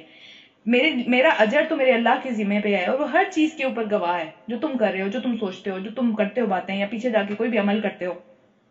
ان سے کہو میرا رب مجھ پر جو وحی کرتا ہے وہ ساری کی ساری پوشیدہ چیزوں کو جاننے والا ہے. کہو حق آ گیا اور اب باطل مٹ گیا، یہ ساری کی ساری چیزیں ختم ہو گئی، بہت واضح لائٹ آ گئی ہے جس کے اندر پتہ چل گیا کہ کون سی چیز کرنی ہے اور کون سی چیز نہیں کرنی. کہو اگر میں گمراہ ہو گیا تو میری گمراہی کا وبال، اس کی تباہی مجھ پر ہی آئے گی، تم پر نہیں آئے گی. اور پھر اگر میں ہدایت پر ہوں تو اس وجہ سے ہدایت پہ ہوں کہ اس رب نے میرے اوپر یہ وحی کر دی، اس نے میرے اوپر یہ رہنمائی مجھ پہ نازل کر دی، ورنہ میں خود سے ہدایت پہ نہیں پہنچ سکتا تھا. تو یہ بات ہمیشہ یاد رکھنی چاہیے، اگر ہم گمراہی پہ چلے جاتے ہیں نا، اگر ہم اپنے اوپر ظلم کر لیتے ہیں تو وہ ہم اپنی وجہ سے کرتے ہیں، کیونکہ ہمیں پتا ہوتا ہے یا پھر ہمارا جو ہے وہ نہ بھی پتا ہو، کم علمی کی وجہ سے، اس وجہ سے ہم دور چلے جاتے ہیں. لیکن جب جانتے بوجھتے ہوئے کرتے ہیں تو پھر تو ظاہر اپنی وجہ سے ہی کرتے ہیں. لیکن جب ہدایت پہ آتے ہیں تو وہ واضح طور پہ اللہ کی طرف سے ہوتی ہے، اللہ سے مانگی بھی ہوتی ہے یا تو ہم نے، یا پھر اللہ تعالیٰ جو ہے وہ ہمارے دلوں کو اس طرح سے دیکھتے ہیں کہ اس کے اندر جو ہے وہ کہیں نہ کہیں اس کو ایکسیپٹ کرنے کی جو ہے وہ صلاحیت موجود ہے. تو وہ واضح طور پہ اللہ کا احسان ہے، اس کے اوپر بہت زیادہ اللہ تعالیٰ کا احسان ماننا چاہیے، شکر ادا کرنا چاہیے اللہ تعالیٰ کا، کیونکہ سب سے بڑی نعمتوں میں سب سے بڑی نعمت ہدایت اور ایمان کی ہے. تو یہ نعمت اگر چھن جائے تو کوئی نعمت جو ہے وہ فائدہ نہیں دینے والی. تو اس لیے اس کے اوپر بہت زیادہ جو ہے وہ احسان اور شکر کرنا چاہیے. اللہ تعالیٰ نے بہت احسان کیا، ہمیں مسلمان گھر میں پیدا کر دیا. اچھا آگے چلتے ہیں. اچھا، اور جو میرا رب میرے اوپر نازل کرتا ہے وہ سب کچھ سنتا اور بہت ہی قریب ہے، ہر چیز جاننے والا ہے. تو کاش تم دیکھو اس وقت جب یہ لوگ گھبرائے ہوئے پھر رہے ہوں گے اور کہیں بچ کر جانے کی کوئی راہ نہیں پائیں گے. کہیں بچ کے دیکھیں، اب وہی چیز جس کو جھٹلایا ساری زندگی وہی سامنے آ گئی، منہ پہ وہ تھپڑ پڑ گیا جس سے جو ہے وہ جو دوسروں کے منہ پہ مارتے تھے پہلے. تو پھر اب بتائیں کیا کریں گے؟ کتنا زیادہ وہ جو ہے وہ ڈرنے کا مقام ہے، کتنا زیادہ وہ پچھتانے والی اس وقت سچویشن ہوگی. بلکہ وہ بہت قریب سے ہی پکڑ لیے جائیں گے، جہاں بھاگیں گے وہیں سے پکڑ لیے جائیں گے. اس وقت یہ کہیں گے کہ ہم اس پر ایمان لائے، وہ ساری چیزوں پہ اب ہم ایمان لے کے آ گئے، اب ہم نے دیکھ لی ہے نا، اب ہم ایمان لاتے ہیں. تو حالانکہ اب دور نکلی ہوئی چیز کیسے ہاتھ آ سکتی ہے؟ وہ تو دور چلی گئی، وہ جو مہلت تھی وہ تو چلی گئی، اب تو نہیں ہے وہ ٹائم ہے جس کے اوپر ایمان لانا فائدہ دے گا. تو ہم سب کے پاس وہ مہلت چل رہی ہے، ابھی ہم سے وہ مہلت واپس نہیں لی گئی، ہم سے وہ چیز ہمارے ہاتھوں کے اندر ہے. ہم میں سے کافی لوگوں نے بھی وہ قرآن میرے خیال ہاتھ میں پکڑا ہوا ہے، یہی وہ چیز ہے، اس کے اوپر ایمان لے کے آنا ہے، اس سے پکڑنا ہے اس کو اور اسی کے راستے سے جو ہے وہ چلنا ہے. لیکن خدا نہ خواستہ وہاں اس مقام تک پہنچ کر ہمیں پتہ چلا کہ وہ جو ہاتھ میں چیز تھی وہ چھن گئی، خود ہم نے پھینک دی اپنے ہاتھ سے، تو کتنے بڑے نقصان میں پڑ گئے. تو اس سے پہلے یہ کفر کر چکے ہوئے تھے، تو وہاں پہ بھی ایمان لانا فائدہ نہیں دے گا، بالکل فائدہ نہیں دے گا، اس کا کوئی فائدہ نہیں ہے. یہ دنیا ٹیسٹ ہے، اس کے اندر کامیاب ہونا ہے، وہاں پہ تو سب چیزیں ریزلٹ کا دینا ہے. وہ تو اس دن کوئی پڑھ کے بھی آ جائے گا تو کیا فائدہ ہوگا اسے. تو پھر بلا شبہ دور دور کی دلیلیں اس وقت لے کے آیا کرتے تھے اپنے کفر کو پروف کرنے کے لیے کہ نہیں ہم ٹھیک کہہ رہے ہیں، ہم بالکل ٹھیک کہہ رہے ہیں، یہ بات غلط ہے۔ اس وقت جس چیز کی یہ تمنا کر رہے ہوں گے، یعنی کہ عذاب سے بچنے کی یا پھر واپس جانے کی دنیا کے اندر، وہ اس سے محروم کر دیے جائیں گے، جس طرح ان کے لیڈرز بھی محروم کر دیے گئے۔ یعنی کوئی فرق نہیں پڑتا، کسی کو بھی ہم فالو کر لیں جو دنیا میں بھٹکا ہوا ہے، اس کو اگر ہم نے فالو کیا تو سیم انجام ہوگا۔ کوئی وہ ہمیں فائدہ نہیں پہنچانے والا وہ شخص جو کہ جس بھی مرضی بات کا دعویٰ کرتا ہے نا کہ میں یہ کر دوں گا وہ کر دوں گا جو بھی۔ تو پھر یہ بڑے ہی گمراہ کن قسم کے شک میں پڑے ہوئے تھے جو کہ ان کو بہت ہی دور لے گیا سیدھے راستے سے۔ تو ہمیشہ اللہ تعالیٰ سے یہ دعا مانگتے رہنا چاہیے، جو کہ ہم نماز میں مانگتے بھی ہیں لیکن ہمیں احساس نہیں ہوتا کہ اللہم اہدنا الصراط المستقیم، اللہ تعالیٰ سیدھے راستے پہ ہی رکھنا ہمیشہ، کبھی سیدھے راستے سے دور نہ لے جانا، کیونکہ شیطان کا یہ وعدہ ہے، وہ ہر سیدھے راستے کے اوپر بیٹھا ہوا ہے۔ ہر سیدھے راستہ جو کہ ہماری زندگی میں روز چوائسیز آتی ہیں نا کہ کیا کرنا چاہیے، ہر ڈفرینٹ طرح کی، ایک ہی طرح کی نہیں، ہر دفعہ ڈفرینٹ طرح کی چوائسیز آتی ہیں، اور اس میں ایک راستہ تو وہ ہوتا ہے جو کہ واقعی ہمیں جو ہے وہ اللہ کے قریب کرنے والا ہوتا ہے، باقی بے شمار وہ راستے ہوتے ہیں جو کہ اللہ سے دور لے کے جانے والے ہوتے ہیں۔ وہ شیطان ان سارے راستوں پہ نہیں بیٹھا ہوا ہوتا جو کہ دور لے کے جانے والے ہوتے ہیں، وہ تو ہم اپنی مرضی سے چوز کرتے ہیں۔ وہ بیٹھا اس راستے کے اوپر ہوتا ہے جو کہ اللہ کے قریب لے کے جانے والا ہوتا ہے، تاکہ وہاں سے کہیں سے واپس لے کے آ کے کسی اور راستے پہ لے جائے، کیونکہ ظاہر ہے باقی کسی راستے پہ چلیں گے تو وہ تو دور ہی لے کے جا رہا ہے، اس میں تو کام ہی ختم ہو گیا، اس کا کام ہی اس راستے کے اوپر ہے جو کہ اللہ کی طرف لے کے جا رہا ہے نا۔ تو ہمیشہ یہ دعا مانگتے رہنا چاہیے اور بہت کثرت سے مانگنا چاہیے، کیونکہ اللہ ہی ہے وہ ذات جو کہ ہمیں سیدھے راہ پہ رکھ سکتا ہے۔ کبھی بھی ہمارا دل پلٹ جائے کیا پتا۔ تو وہ دعا جو نبی صلی اللہ علیہ وسلم بھی بہت زیادہ مانگتے تھے، ہم نے بھی بہت دفعہ یہ بات جو کی ہے، بار بار دوبارہ بتا رہی ہوں، یا مقلب القلوب ثبت قلبی علی دینک، اے دلوں کو پھیرنے والے، بار بار دل تو اللہ تعالیٰ کی دو انگلیوں کے درمیان میں ہے، کبھی بھی جدھر بھی دل کرتا ہے اللہ تعالیٰ اس کو پھیر دیتے ہیں، تو اس لیے اس کو جو ہے وہ ایک سیدھے راستے پر رکھنا، اس کو ثابت قدم رکھنا دین کے اوپر، اس کو پھیر نہ دینا دین سے۔ تو یہ ساری بہت پیاری پیاری دعائیں ہیں جو نبی صلی اللہ علیہ وسلم خود بھی بہت زیادہ مانگا کرتے تھے، ہمیں بھی چاہیے ہم مانگے، کیونکہ انہی کے اندر جو ہے ہماری بھلائی ہے۔ چلے اگلی سورت پڑھتے ہیں، سورہ فاطر ہے، مکی سورت ہے یہ بھی۔ شروع کرتے ہیں اللہ کے نام سے جو بہت ہی مہربان نہایت رحم کرنے والا ہے۔ تعریف ساری کی ساری، پھر سے الحمدللہ سے سورت شروع ہو رہی ہے، تو تعریف ساری کی ساری شکر دنیا کا، ساری تعریف صرف اللہ کے لیے ہے جو کہ آسمانوں اور زمین کا بنانے والا ہے، اور فرشتوں کو جو ہے اپنا پیغام پہنچانے کے لیے مقرر کرتا ہے۔ ابھی بھی دنیا میں فرشتے جو ہے وہ اللہ تعالیٰ کے کام کر رہے ہیں نا، ظاہر ہے جو بڑی بڑی چیزیں ہیں ساری فرشتوں کے ذریعے سے ہو رہی ہیں، اللہ تعالیٰ نے ان کو حکم دیے ہوئے ہیں۔ تو پھر ایسے فرشتے جن کے دو دو، تین تین اور چار چار بازو ہیں، جیسا چاہتا ہے اللہ تعالیٰ، جس کو بھی چاہتا ہے ویسا پیدا کرتا ہے، جیسے چاہتا ہے اس چیز میں اضافہ کرتا ہے۔ اللہ کی مرضی، اللہ کی خلقت ہے، کوئی پوچھنے والا نہیں ہے اللہ تعالیٰ کو اس بارے میں۔ یقیناً اللہ تعالیٰ ہر چیز پر قادر ہے۔ اللہ جس رحمت کا دروازہ بھی لوگوں کے لیے کھولنا چاہے، اسے کوئی روکنے والا نہیں ہے، کوئی پوچھ گچھ کرنے والا نہیں ہے اللہ تعالیٰ سے۔ اللہ تعالیٰ جو چاہے وہ کرے، تو ان سے مطلب مانگنا چاہیے۔ جتنا ناممکن دنیا کی چیزیں ہیں، ناممکن دنیا کا لفظ ہے، اللہ تعالیٰ کے لیے کوئی چیز ناممکن نہیں ہے۔ تو جو چیز دماغ میں آئے، جو چیز بھی چاہیے ہو، جو چیز بھی آپ کو جو ہے وہ تنگ کر رہی ہے، اس کے بارے میں اللہ تعالیٰ سے مانگنا چاہیے۔ اللہ تعالیٰ دینے والی ذات ہے، وہ کیوں نہیں ہمیں دے گا؟ اس نے دنیا میں ہمیں پیدا کر کے بھیجا ہے، وہ ہمارا رب ہے، تو پھر اسے کوئی روکنے والا نہیں ہے وہ دینا چاہے تو۔ دنیا کے سارے جو سائنس کے لاز ہیں یا دنیا کی ساری جو ریسٹرکشن ہیں، اسے روکنے والی نہیں ہے دینے پہ آئے تو۔ اور پھر جسے وہ بند کر دے، اسے اللہ کے بعد پھر کوئی کھولنے والا نہیں ہے، تو اللہ سے مانگتے رہنا چاہیے۔ اور پھر وہ بہت زبردست اور حکمت والا ہے۔ لوگوں تم پر جو اللہ تعالیٰ کے احسانات ہیں انہیں یاد کرو، کتنے زیادہ احسانات ہیں، ہم گن بھی نہیں سکتے۔ اور پھر کیا اللہ کے سوا کوئی دوسرا خالق بھی ہے جو تمہیں آسمان اور زمین سے رزق دیتا ہو؟ کون ہے وہ؟ اور پھر کوئی معبود اس کے سوا نہیں ہے۔ تم آخر کہاں سے دھوکہ کھا رہے ہو؟ کہاں سے تمہارے دماغ میں یہ بات آ گئی کوئی اور بھی اللہ کے علاوہ ہے؟ کہاں سے آتی ہیں ہمارے دماغ میں یہ باتیں؟ کون لے کے آتا ہے یہ باتیں؟ ان لوگوں کی ہم فالوئنگ کرتے چلے جا رہے ہیں جو کہ ہمیں اس طرح کی الٹی باتوں میں لے کے جاتے ہیں۔ تو پھر اب اگر اے نبی صلی اللہ علیہ وسلم یہ لوگ تمہیں جھٹلاتے ہیں، یعنی اتنی واضح دلیل کے بعد کہ سب چیزیں اللہ نے پیدا کی ہیں، ہر چیز کا رزق دینے والا اللہ تعالیٰ ہے، کوئی چیز جو ہے وہ اللہ تعالیٰ کو روک نہیں سکتی اگر وہ دینے پہ آئے، کوئی چیز جو ہے وہ اس سے لے نہیں سکتی اگر وہ روک دے، تو پھر اتنی واضح دلیلوں کے بعد بھی اگر اے نبی یہ تمہیں جھٹلاتے ہیں تو پھر یہ کوئی نئی بات نہیں ہے، کوئی پریشانی کی بات نہیں ہے۔ تم سے پہلے بھی بہت سارے رسول جھٹلائے جا چکے ہیں، اور سارے کے سارے معاملات آخرکار اللہ تعالیٰ کی طرف ہی جائیں گے، ہر چیز کا فیصلہ اللہ نے ہی کرنا ہے اینڈ پہ۔ تو لوگوں اللہ کا وعدہ بالکل برحق ہے، یعنی قیامت کا، لہٰذا دنیا کی جو زندگی ہے وہ تمہیں دھوکے میں نہ ڈال دے، یعنی اسی میں نہ پڑ کے رہ جانا، اسی میں جو ہے وہ بہت دور نہ نکل جانا، اور نہ ہی وہ بڑا دھوکے باز یعنی کہ شیطان تمہیں اللہ کے بارے میں دھوکے میں ڈال دے کہ اللہ سے الٹے گمان کرنے لگو، اللہ کے ساتھ جو ہے وہ کسی کو شریک ٹھہرا دو، اللہ سے مایوس ہو جاؤ، اللہ کی رحمت سے مایوس ہو جاؤ۔ یہ ساری چیزیں جو ہے وہ شیطان کے کام ہے۔ وہ نہ شکرا تھا تو ہمیں بھی نہ شکرا بنانا چاہتا ہے، اپنے دعوے کو وہ سچا ثابت کرنا چاہتا ہے جو اس نے اللہ تعالیٰ کو چیلنج کیا تھا نا کہ یہ سب نہ شکرے ہوں گے، اس کو سچا ثابت کرنا چاہتا ہے، ان سب چیزوں سے بچنا ہے. اور پھر وہ اپنے جو فالوورز ہیں ان کو اپنی راہ پر اس لیے بلاتا ہے تاکہ وہ دوزخیوں میں شامل کر دے ان سب کو. وہ اکیلا نہیں جانا چاہتا وہاں پہ، وہ اپنا وعدہ سچا ثابت کرنا چاہتا ہے کہ ان میں سے موسٹلی کو میں لے کے جاؤں گا اپنے ساتھ. یہ کام ہے اس کا صرف دنیا میں. اور پھر جو لوگ کفر کریں گے ان کے لیے سخت عذاب ہے، اور جو لوگ ایمان لے کے آئیں گے اور نیک عمل کریں گے، دیکھیں ایمان خالی کام نہیں دیتا، نیک عمل ساتھ ہے ہمیشہ. پھر اس کے بعد ان کے لیے مغفرت اور بڑا اجر ہے. اللہ تعالیٰ ہم سب کو ان لوگوں میں سے شامل کرے. رکو نمبر 2، بھلا کیا ٹھکانہ ہے اس شخص کی گمراہی کا، یعنی اس شخص کی گمراہی تو بہت ہی بڑھ گئی جس کے لیے اس کا برا عمل جو کہ وہ غلط کام کر رہا تھا اس نے سمجھا کہ وہ بہت اچھا کام کر رہا ہے. اس نے اس کو گناہ سمجھا ہی نہیں، اس نے اس کے لیے توبہ مانگی ہی نہیں، اس نے سمجھا کہ یہ چیز بہت اچھی ہے میرے لیے.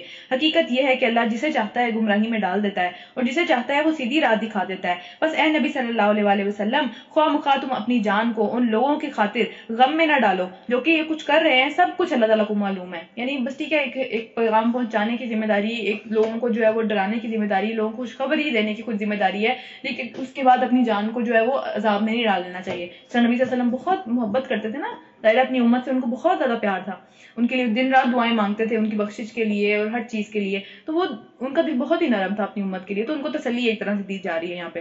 اور پھر وہی اللہ ہے جو کہ ہواؤں کو بھیجتا ہے اور پھر وہ بادل اٹھا کے لے کے آتی ہے. اتنے بھاری بادل، اگر بہت دفعہ ہم نے بات کی ہے، اگر روئی کے اندر پانی آ جائے وہ کتنی بھاری ہو جاتی ہے. تو یہ دیکھیں کتنے بڑے بڑے بادل کے ٹکڑے ہوتے ہیں، پورے آسمان پہ چھا جاتے ہیں اور ایک ہوا اس کو لے کے پھرتی ہے. اور پھر ہم اسے ایک جو ہے وہ بنجر زمین کی طرف بھیجتے ہیں اور اس کے ذریعے سے اس زمین کو زندہ کر دیتے ہیں. اس کے اندر سے پھل اور نباتات نکلتے ہیں جو کہ پہلے مری ہوئی تھی، اس کی کوئی امید نہیں تھی کہ اس کے اندر سے کوئی اچھی چیز نکلے گی.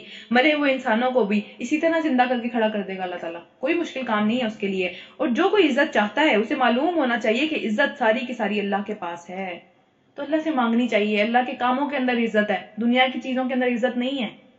اصل عزت جو درد اللہ تعالیٰ دنیا میں بھی عطا کرتے ہیں اور آخرت میں بھی عطا کریں گے، وہ اسی چیز کے اندر ہے جو اللہ تعالیٰ نے نازل کی ہے.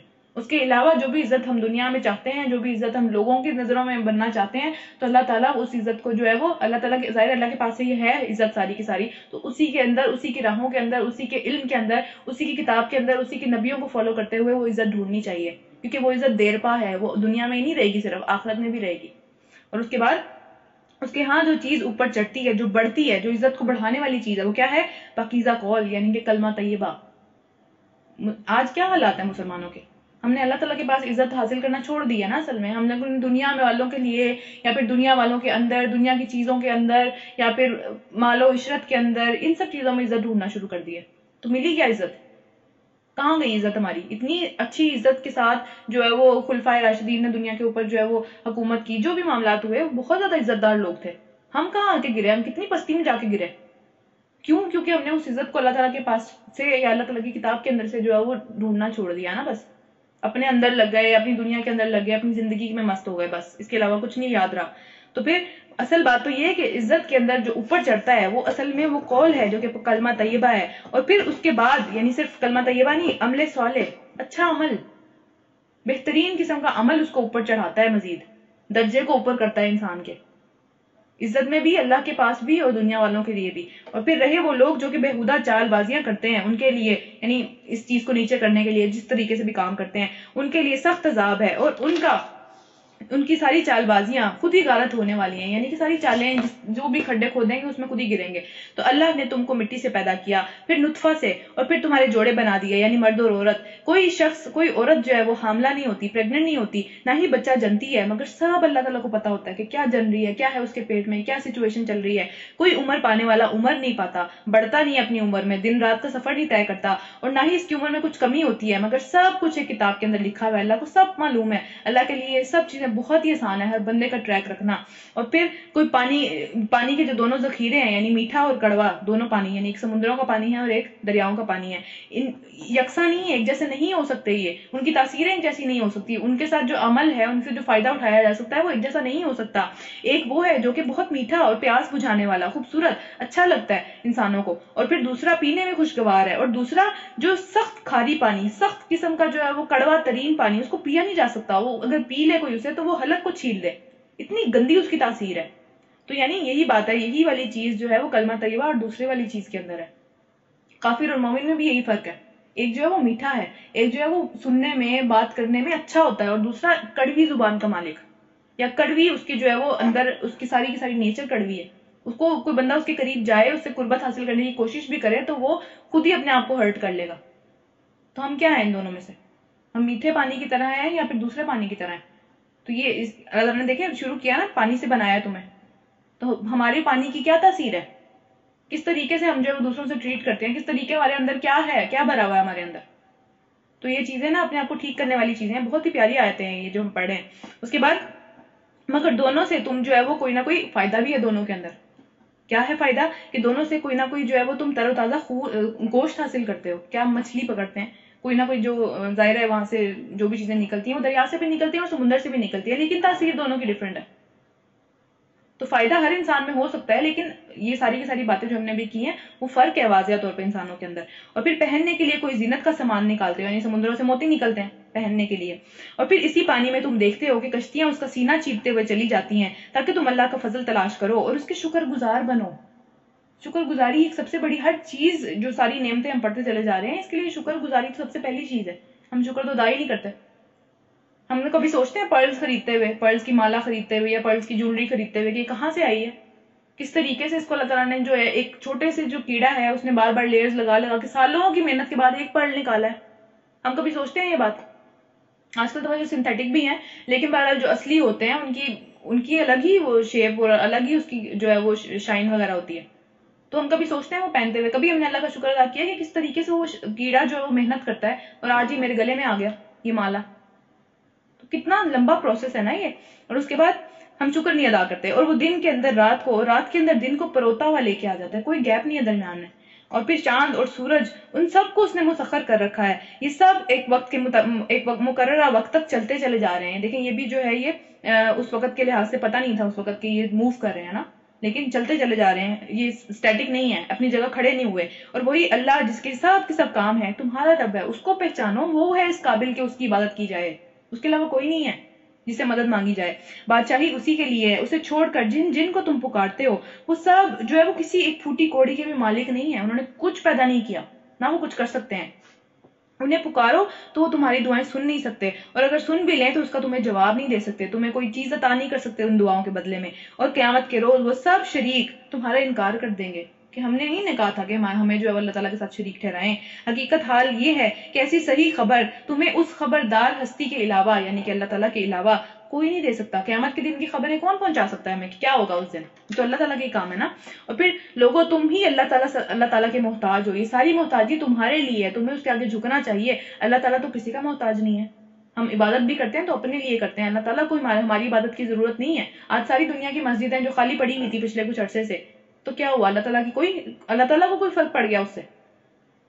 کیا فرق پڑا؟ ہمیں فرق پڑا اس سے. اللہ تعالیٰ کو تو کوئی فرق نہیں پڑا. دنیا کی ساری مخلوقات اس کی تعریف کرنے کے لیے کافی ہیں. ہم انسان نہیں بھی کریں گے نا، اس کا شکر نہیں ادا کریں گے، اس کی تعریف نہیں کریں گے، اس کے آگے جھکیں گے نہیں، اس کو کوئی فرق نہیں پڑتا اس بات سے. اور اس کی واضح مثال ہماری زندگیوں میں گزری ہے اس چیز کی، اور ابھی بھی ہے. پھر وہ چاہے تو تمہیں ہٹا کر پوری کی پوری کوئی اور نسل لے آئے. یعنی ابھی ہم سب کو ختم کر دے اس دنیا سے اور ایسے لوگ اٹھا دے جو اپنا کام کریں گے، کیونکہ ہم نے اپنا کام کرنا چھوڑ دیا ہوا ہے. اور پھر ایسا کرنا اللہ کے لیے کوئی بھی مشکل کام نہیں ہے. یہ دھمکی ہے نا ایک ہمارے لیے بھی. ہم سارے اپنے گھروں میں بند پڑے ہوئے ہیں، اور پھر کوئی بوجھ اٹھانے والا کسی دوسرے کا بوجھ نہیں اٹھائے گا قیامت والے دن.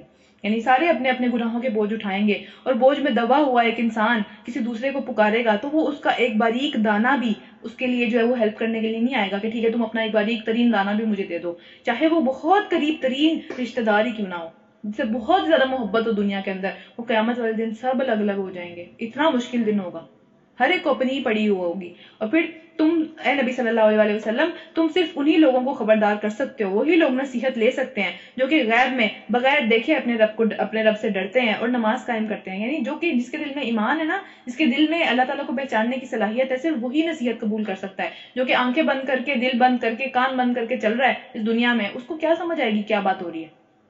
جو شخص بھی پاکیزگی اختیار کرے گا، یعنی کلمہ طیبہ بہت سب سے پاکیزہ کلمہ دنیا کے اندر کلمہ طیبہ ہے نا، تو اس کے اندر آ کے عمل صالح کرے گا، اپنے آپ کو پاکیزہ کر لے گا شرک کی نجاست سے، تو کیا ہوگا کہ وہ اپنی ہی بھلائی کرتا ہے، اس کا کسی کو کوئی فائدہ نہیں پہنچتا سوائے اس کے اپنی ذات کے. اور پلٹنا سب کو اللہ کی طرف ہے. اندھا اور آنکھوں والا برابر نہیں ہو سکتے، نہ ہی روشنی اور اندھیرے برابر ہو سکتے ہیں. یعنی جو کفر ہے یا پھر جو شرک ہے یہ اندھیروں کی طرح ہے. کہ انسان اس میں بھٹکتا ہی چلا جاتا ہے, راستہ نظر ہی نہیں آتا. اور ایمان جو ہے یا پھر اللہ تعالیٰ کے اوپر ایک توحید کا جو وہ سارا معاملہ ہے وہ روشنی کی طرح ہے, وہ سارے راستے صاف صاف دکھا دیتا ہے کہاں جانا ہے اور کیا کرنا ہے. نہ ہی ٹھنڈی چھاؤں اور دھوپ کی تپش ایک جیسی ہو سکتی ہے, یعنی قیامت والے دن جو بندہ دھوپ میں ہو یا پھر سورج جو ہے وہ خدا نہ واسطے سوا نیزے کے اوپر ہو, اور وہ جو ہے دوسرا بندہ جو ہے وہ چھاؤں میں بیٹھا ہوا ہے, اللہ تعالیٰ نے اپنے عرش کا سایہ اس کے اوپر کیا ہوا ہے, تو پھر کیا یہ دونوں برابر ہیں؟ کیا ان دونوں کا اس وقت حال جو ہوگا وہ برابر ہوگا؟ اور پھر نہ زندہ اور مردہ برابر ہو سکتے ہیں. اللہ تعالیٰ جسے چاہتا ہے سوار دیتا ہے, ایمان دے کے, ہدایت دے کے, واپس پلٹنا دے کے, توبہ اس کی قبول کر کے. جسے چاہتا ہے اللہ تعالیٰ اس کے ساتھ ہی معاملہ کر دیتا ہے اور وہ خوبصورت ہو جاتا ہے دنیا میں, اس کو ایمان کے ساتھ خوبصورتی عطا کر دیتا ہے اللہ تعالیٰ. اور پھر مگر اے نبی صلی اللہ علیہ وآلہ وسلم تم ان لوگوں کو نہیں سنا سکتے جو کہ قبروں میں دفن ہوئے ہیں. اپنے ارد گرد انہوں نے دنیا سے جانے سے پہلے ہی اپنے انا کی, اپنی ضد کی, اپنے تکبر کی قبریں بنا لی ہوئی ہیں کہ ہم کچھ نہیں سنیں گے. ضد کے اندر اتنا پڑ گئے کہ قبروں میں پڑ چلے گئے, جیسے بس ایک ہی جگہ کھڑے ہو گئے, ان کے خون سفید ہو گیا, آگے کچھ سمجھ ہی نہیں آتا. تو کتنی بری ایگزامپل ان لوگوں کے لیے اللہ تعالیٰ نے دی جو اپنے آپ کو امپروو نہیں کرتے ہیں نا, کیونکہ قبروں والے ہیں جو کہ گرو نہیں کرتے. باقی دنیا میں تو ہر انسان کسی نہ کسی طریقے سے گرو کر رہا ہے نا, ایک مدت طے کر رہا ہے, ہر روز نیا دن آتا ہے. قبروں والوں کے لیے تو ساری زندگی ایک جیسی ہو گئی.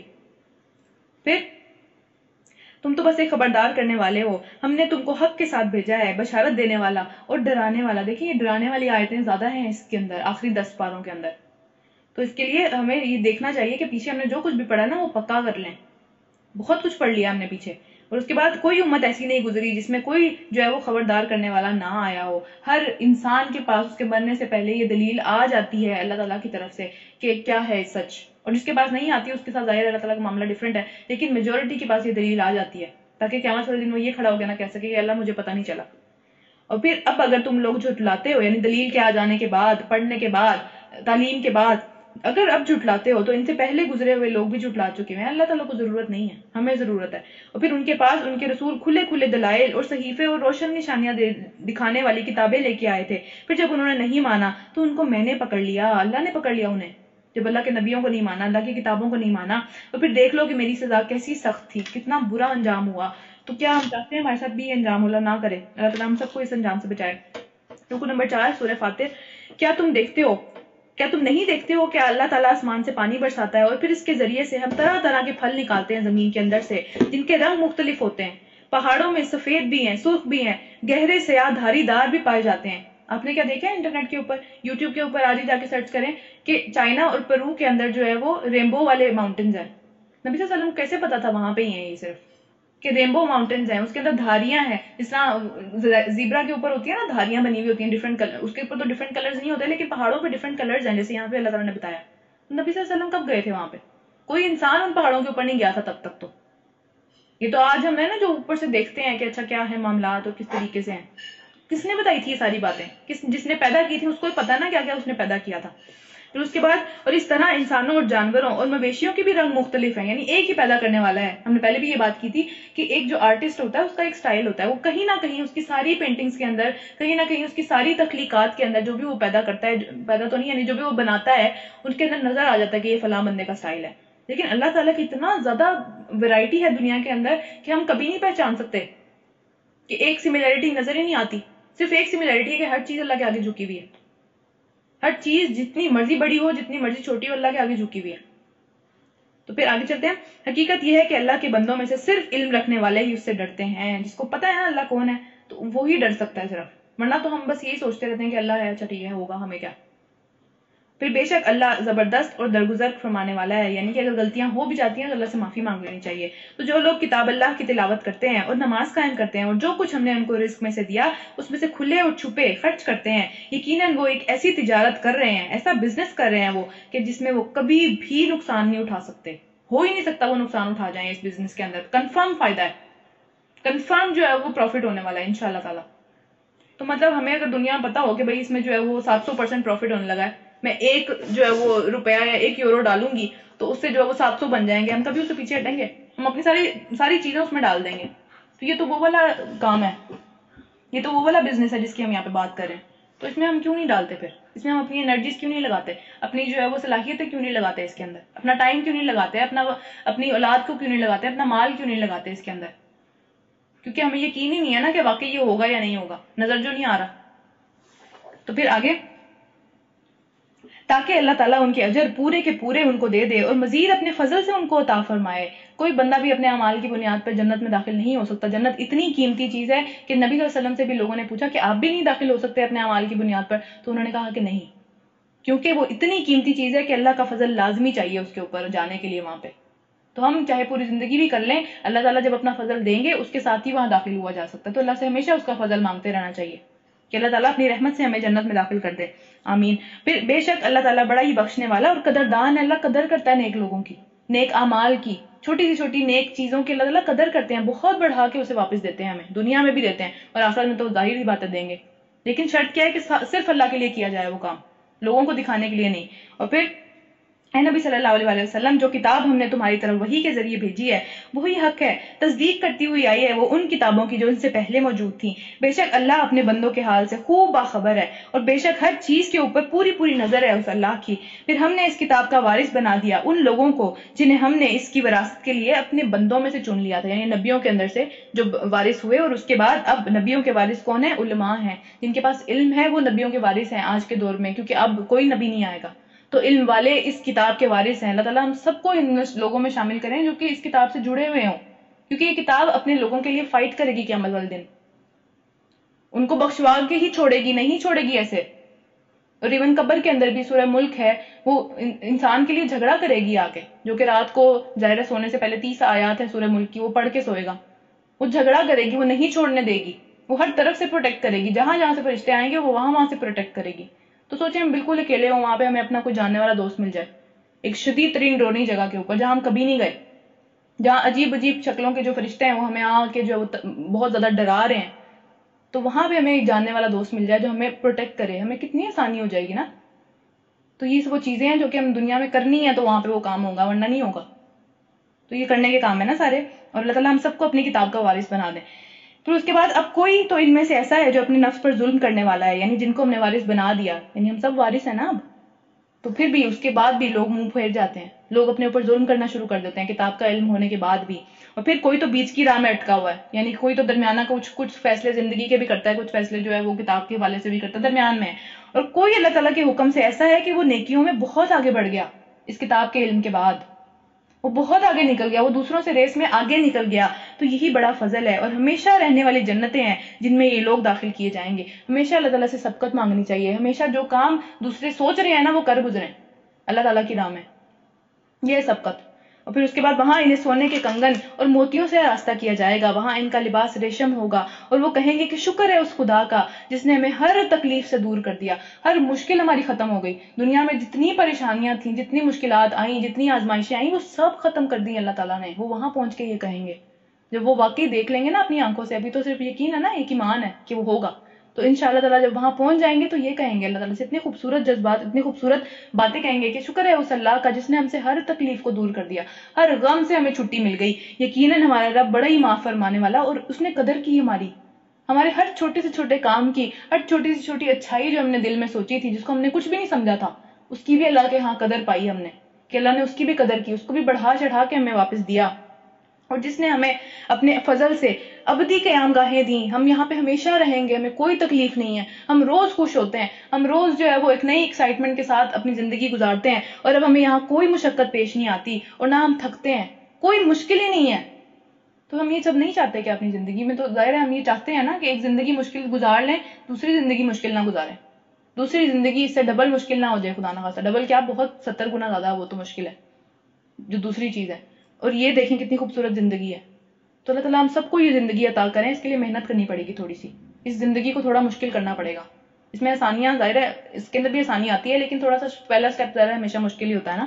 اور جن لوگوں نے کفر کیا ان کے لیے جہنم کی آگ ہے۔ دوسرا قصہ یہ ہے، یہ نہ ان کا قصہ پاک کر دیا جائے گا کہ وہ مر جائیں، یعنی خواہش کریں گے کہ مر جائیں، اتنا مشکل دنیا میں بھی ہم کرتے ہیں نا کہ اللہ تعالیٰ مار ہی دیں جب بہت مشکل آ جاتی ہے، تو جب مارنے کے بعد بھی سکون نہ ملے گا تو کہاں جائیں گے پھر وہاں سے تو کوئی چھٹی نہیں ہے۔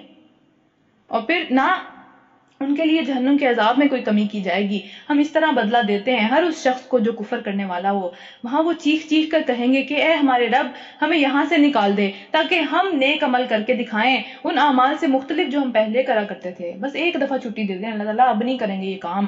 تو انہیں جواب دیا جائے گا کہ کیا ہم نے تم کو اتنی لمبی عمر نہیں دی تھی اتنے لمبے سال، اتنا لمبا عرصہ کافی نہیں تھا تمہارے لیے کہ تمہیں ایک لمحہ بھی نہیں ملا واپس پلٹنے کے لیے؟ اس پورے سال کی زندگی کے اندر جس میں کوئی سبق لینا چاہتا تو سبق لے سکتا تھا.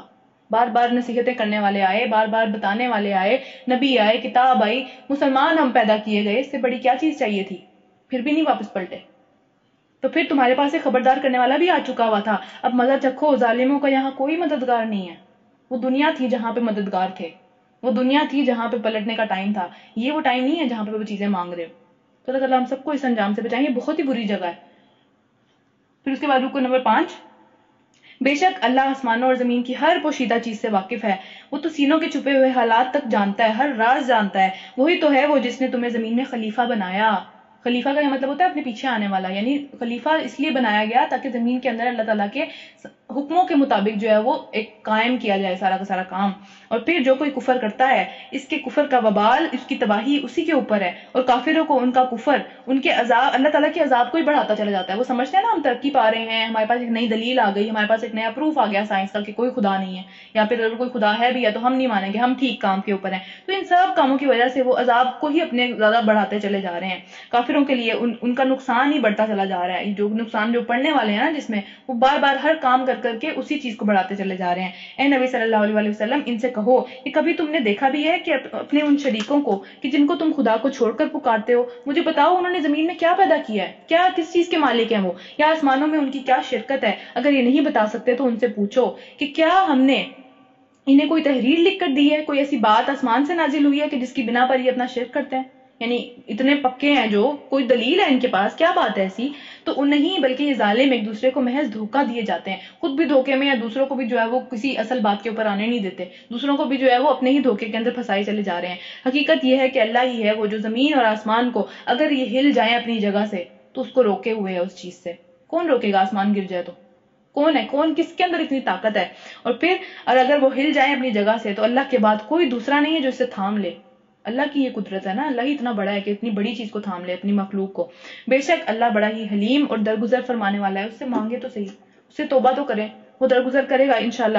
اور پھر یہ لوگ کڑی بہت بڑی بڑی قسمیں کھا کر کہتے ہیں کہ اگر پہلے کہا کرتے تھے، یعنی نبی صلی اللہ علیہ وسلم کے آنے سے پہلے جب کوئی نبی نہیں آیا تھا نا، تب کہا کرتے تھے کہ اگر کوئی خبردار کرنے والا ان کے ہاں آ گیا ہوتا تو یہ دنیا کی ہر قوم سے بڑھ کر سیدھی راہ پر ہوتے.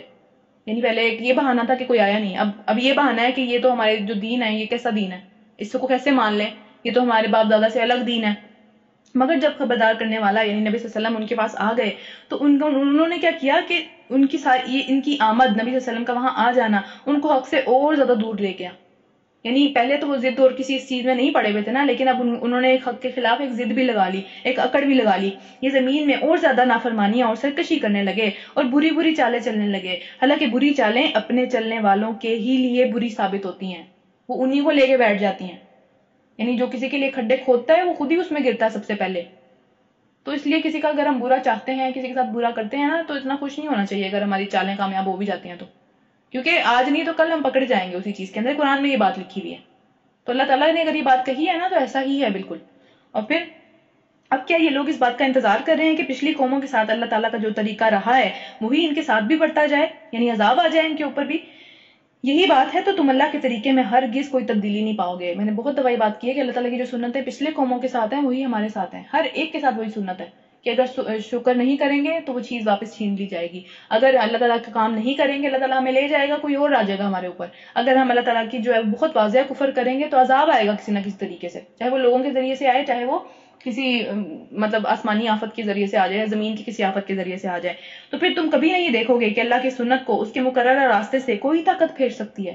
اگر اللہ تعالیٰ نے کوئی چیز کا فیصلہ کر لیا، وہ طاقت کوئی ایسی نہیں ہے دنیا کے اندر جو اس کو پھیر دے. کیا یہ لوگ زمین میں کبھی چلے پھرے نہیں ہیں کہ انہوں نے ان لوگوں کا انجام دیکھا ہی نہیں جو ان سے پہلے گزر چکے ہیں؟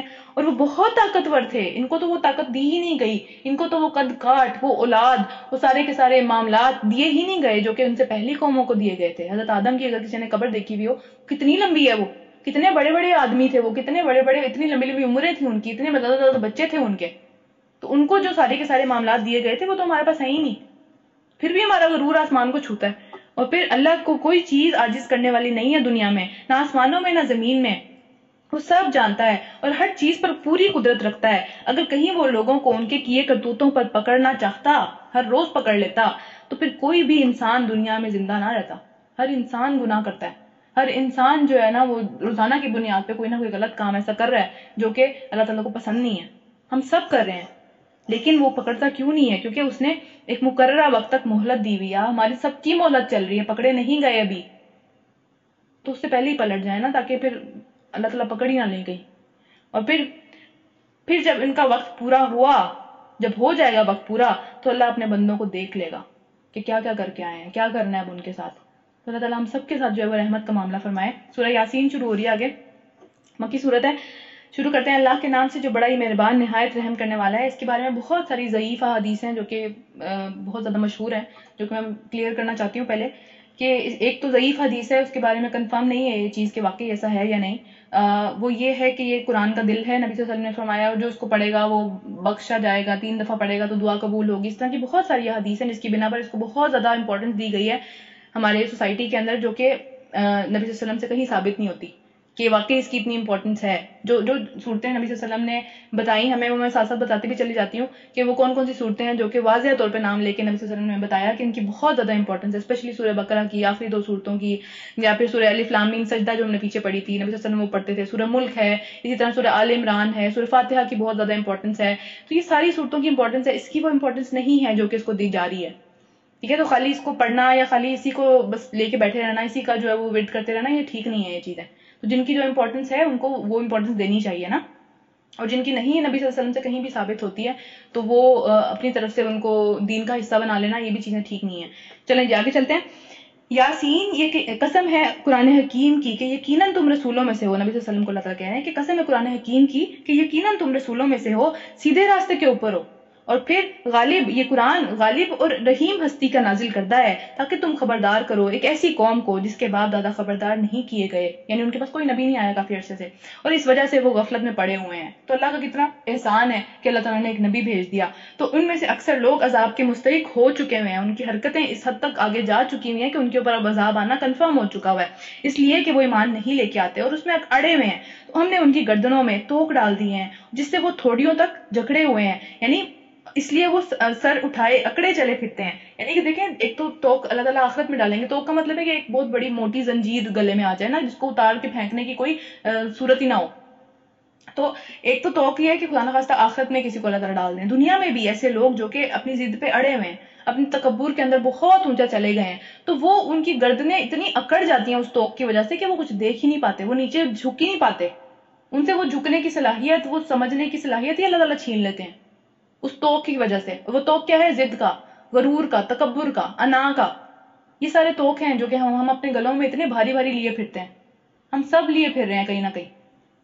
تو یہ کوئی اچھی بات نہیں ہے ضد کرنا، انا کرنا، یا پھر اپنا جو ہے وہ غرور میں ہی پڑے رہنا نا. پھر وہ سر اٹھائے اسی لیے اکڑے ہوئے پھرتے ہیں کیونکہ ان کے گلوں کے اندر وہ تھوڑیوں تک جکڑے ہوئے، اتنا موٹا توق ان کے گلے کے اندر جو ہے وہ ضد کا پھیل گیا. تو ہم نے ایک دیوار ان کے آگے کھڑی کر دی اور ایک ان کے پیچھے کھڑی کر دی. ہم نے انہیں پورا ڈھانک دیا کہ اب وہ کچھ سوچتے ہی نہیں ہے. یعنی آگے کی بھی ساری نیوز جو نبی صلی اللہ علیہ وسلم نے ہمیں بتائی یا پھر ہم قرآن میں پڑھتے چلے جا رہے ہیں وہ ان پہ اثر نہیں کرتی. پیچھے والوں کے قصے بھی ان پہ اثر نہیں کرتے. وہ بس ایک جگہ ہی کھڑے ہوئے ہیں، کچھ سمجھ نہیں آ رہا آگے جانا کیسے ہے، پیچھے کیسے جانا ہے، اسی میں کھڑے کھڑے اکڑے ہوئے ہیں. یہ کوئی بات ہے کرنے والی؟ پھر اس کے بعد ان کے لیے برابر ہے کہ تم انہیں خبردار کرو یا نہ کرو، یہ نہیں مانیں گے. تم تو اس شخص کو ہی خبردار کر سکتے ہو جو نصیحت کی پیروی کرنے والا ہو اور جو بے دیکھے اپنے خدا سے ڈرتا ہو. اسے مغفرت اور اجر کریم، بہت بڑے اجر کی بشارت دے دو، انہیں خوشخبری سنا دو کہ جو اس روش پہ چل رہے ہیں انشاءاللہ تعالیٰ بہت اچھا انجام پائیں گے. یقیناً ایک روز مردوں کو زندہ کرنے والے ہیں ہم، اور جو کچھ کام انہوں نے کیے یہ سب ہم لکھتے چلے جا رہے ہیں. یعنی ظاہر جب انسان مر جاتا ہے تو اس کے کام تو ختم ہو جاتے ہیں، لیکن جو کچھ آثار انہوں نے اپنے پیچھے چھوڑے ہیں وہ بھی ہم دیکھ رہے ہیں. یعنی کہ آثار کا مطلب ہے کوئی اچھا کام شروع کر کے جاتا ہے اس دنیا سے تو اس کے پیچھے جو لوگ اچھا کام کرتے ہیں اس کی وجہ سے وہ بھی اللہ تعالیٰ اس کا ثواب بھی اس کو دیتے چلے جاتے ہیں. لیکن اگر کوئی برا کام دنیا میں کر کے جاتا ہے اور پھر اس کو فالو کرتے کرتے کچھ لوگ برے کام اسی کی وجہ سے کر رہے ہوتے ہیں کہ اس نے یہ بات کہی ہے، تو پھر وہ بھی اللہ تعالیٰ اس کا بھی ایک طرح سے گناہ جو ہے وہ اس بندے کو پہنچ رہا ہوتا ہے اس کی قبر کے اندر. ہر چیز ہم نے ایک کھلی کتاب میں لکھ رکھی ہے. رکو نمبر 2، انہیں مثال کے طور پر اس بستی کا قصہ سناؤ جبکہ اس میں رسول بھیجے گئے. ہم نے ان کی طرف 2 رسول بھیجے اور انہوں نے دونوں کو جھٹلا دیا. پھر ہم نے تیسرا ان کی مدد کے لیے بھیجا اور سب نے کہا ہم تمہاری طرف اللہ کی طرف سے رسول کی حیثیت سے بھیجے گئے ہیں۔ بستی والوں نے کہا تم کچھ نہیں ہو مگر ہمارے جیسے ایک انسان ہو، ہم نہیں مانیں گے، اور خدائے رحمان نے ہرگز کوئی چیز نازل نہیں کی مگر تم تو صرف جھوٹ ہی بول رہے ہو، یہ تم سارا اس لیے چاہتے ہو کیونکہ تم ہمیں جو ہے وہ ہماری ساری شان و شوکت سے محروم کرنا چاہتے ہو نا۔ تو رسولوں نے کہا ہمارا رب جانتا ہے کہ ہم ضرور تمہاری طرف رسول ہی بنا کر بھیجے گئے ہیں، اور ہم پر صاف پیغام پہنچا دینے کی ذمہ داری کے علاوہ اور کوئی ذمہ داری نہیں ہے۔ پکڑ کے ہم نے تم سے عمل نہیں کرانا، تم نے نہیں ماننا تو تم نہ مانو۔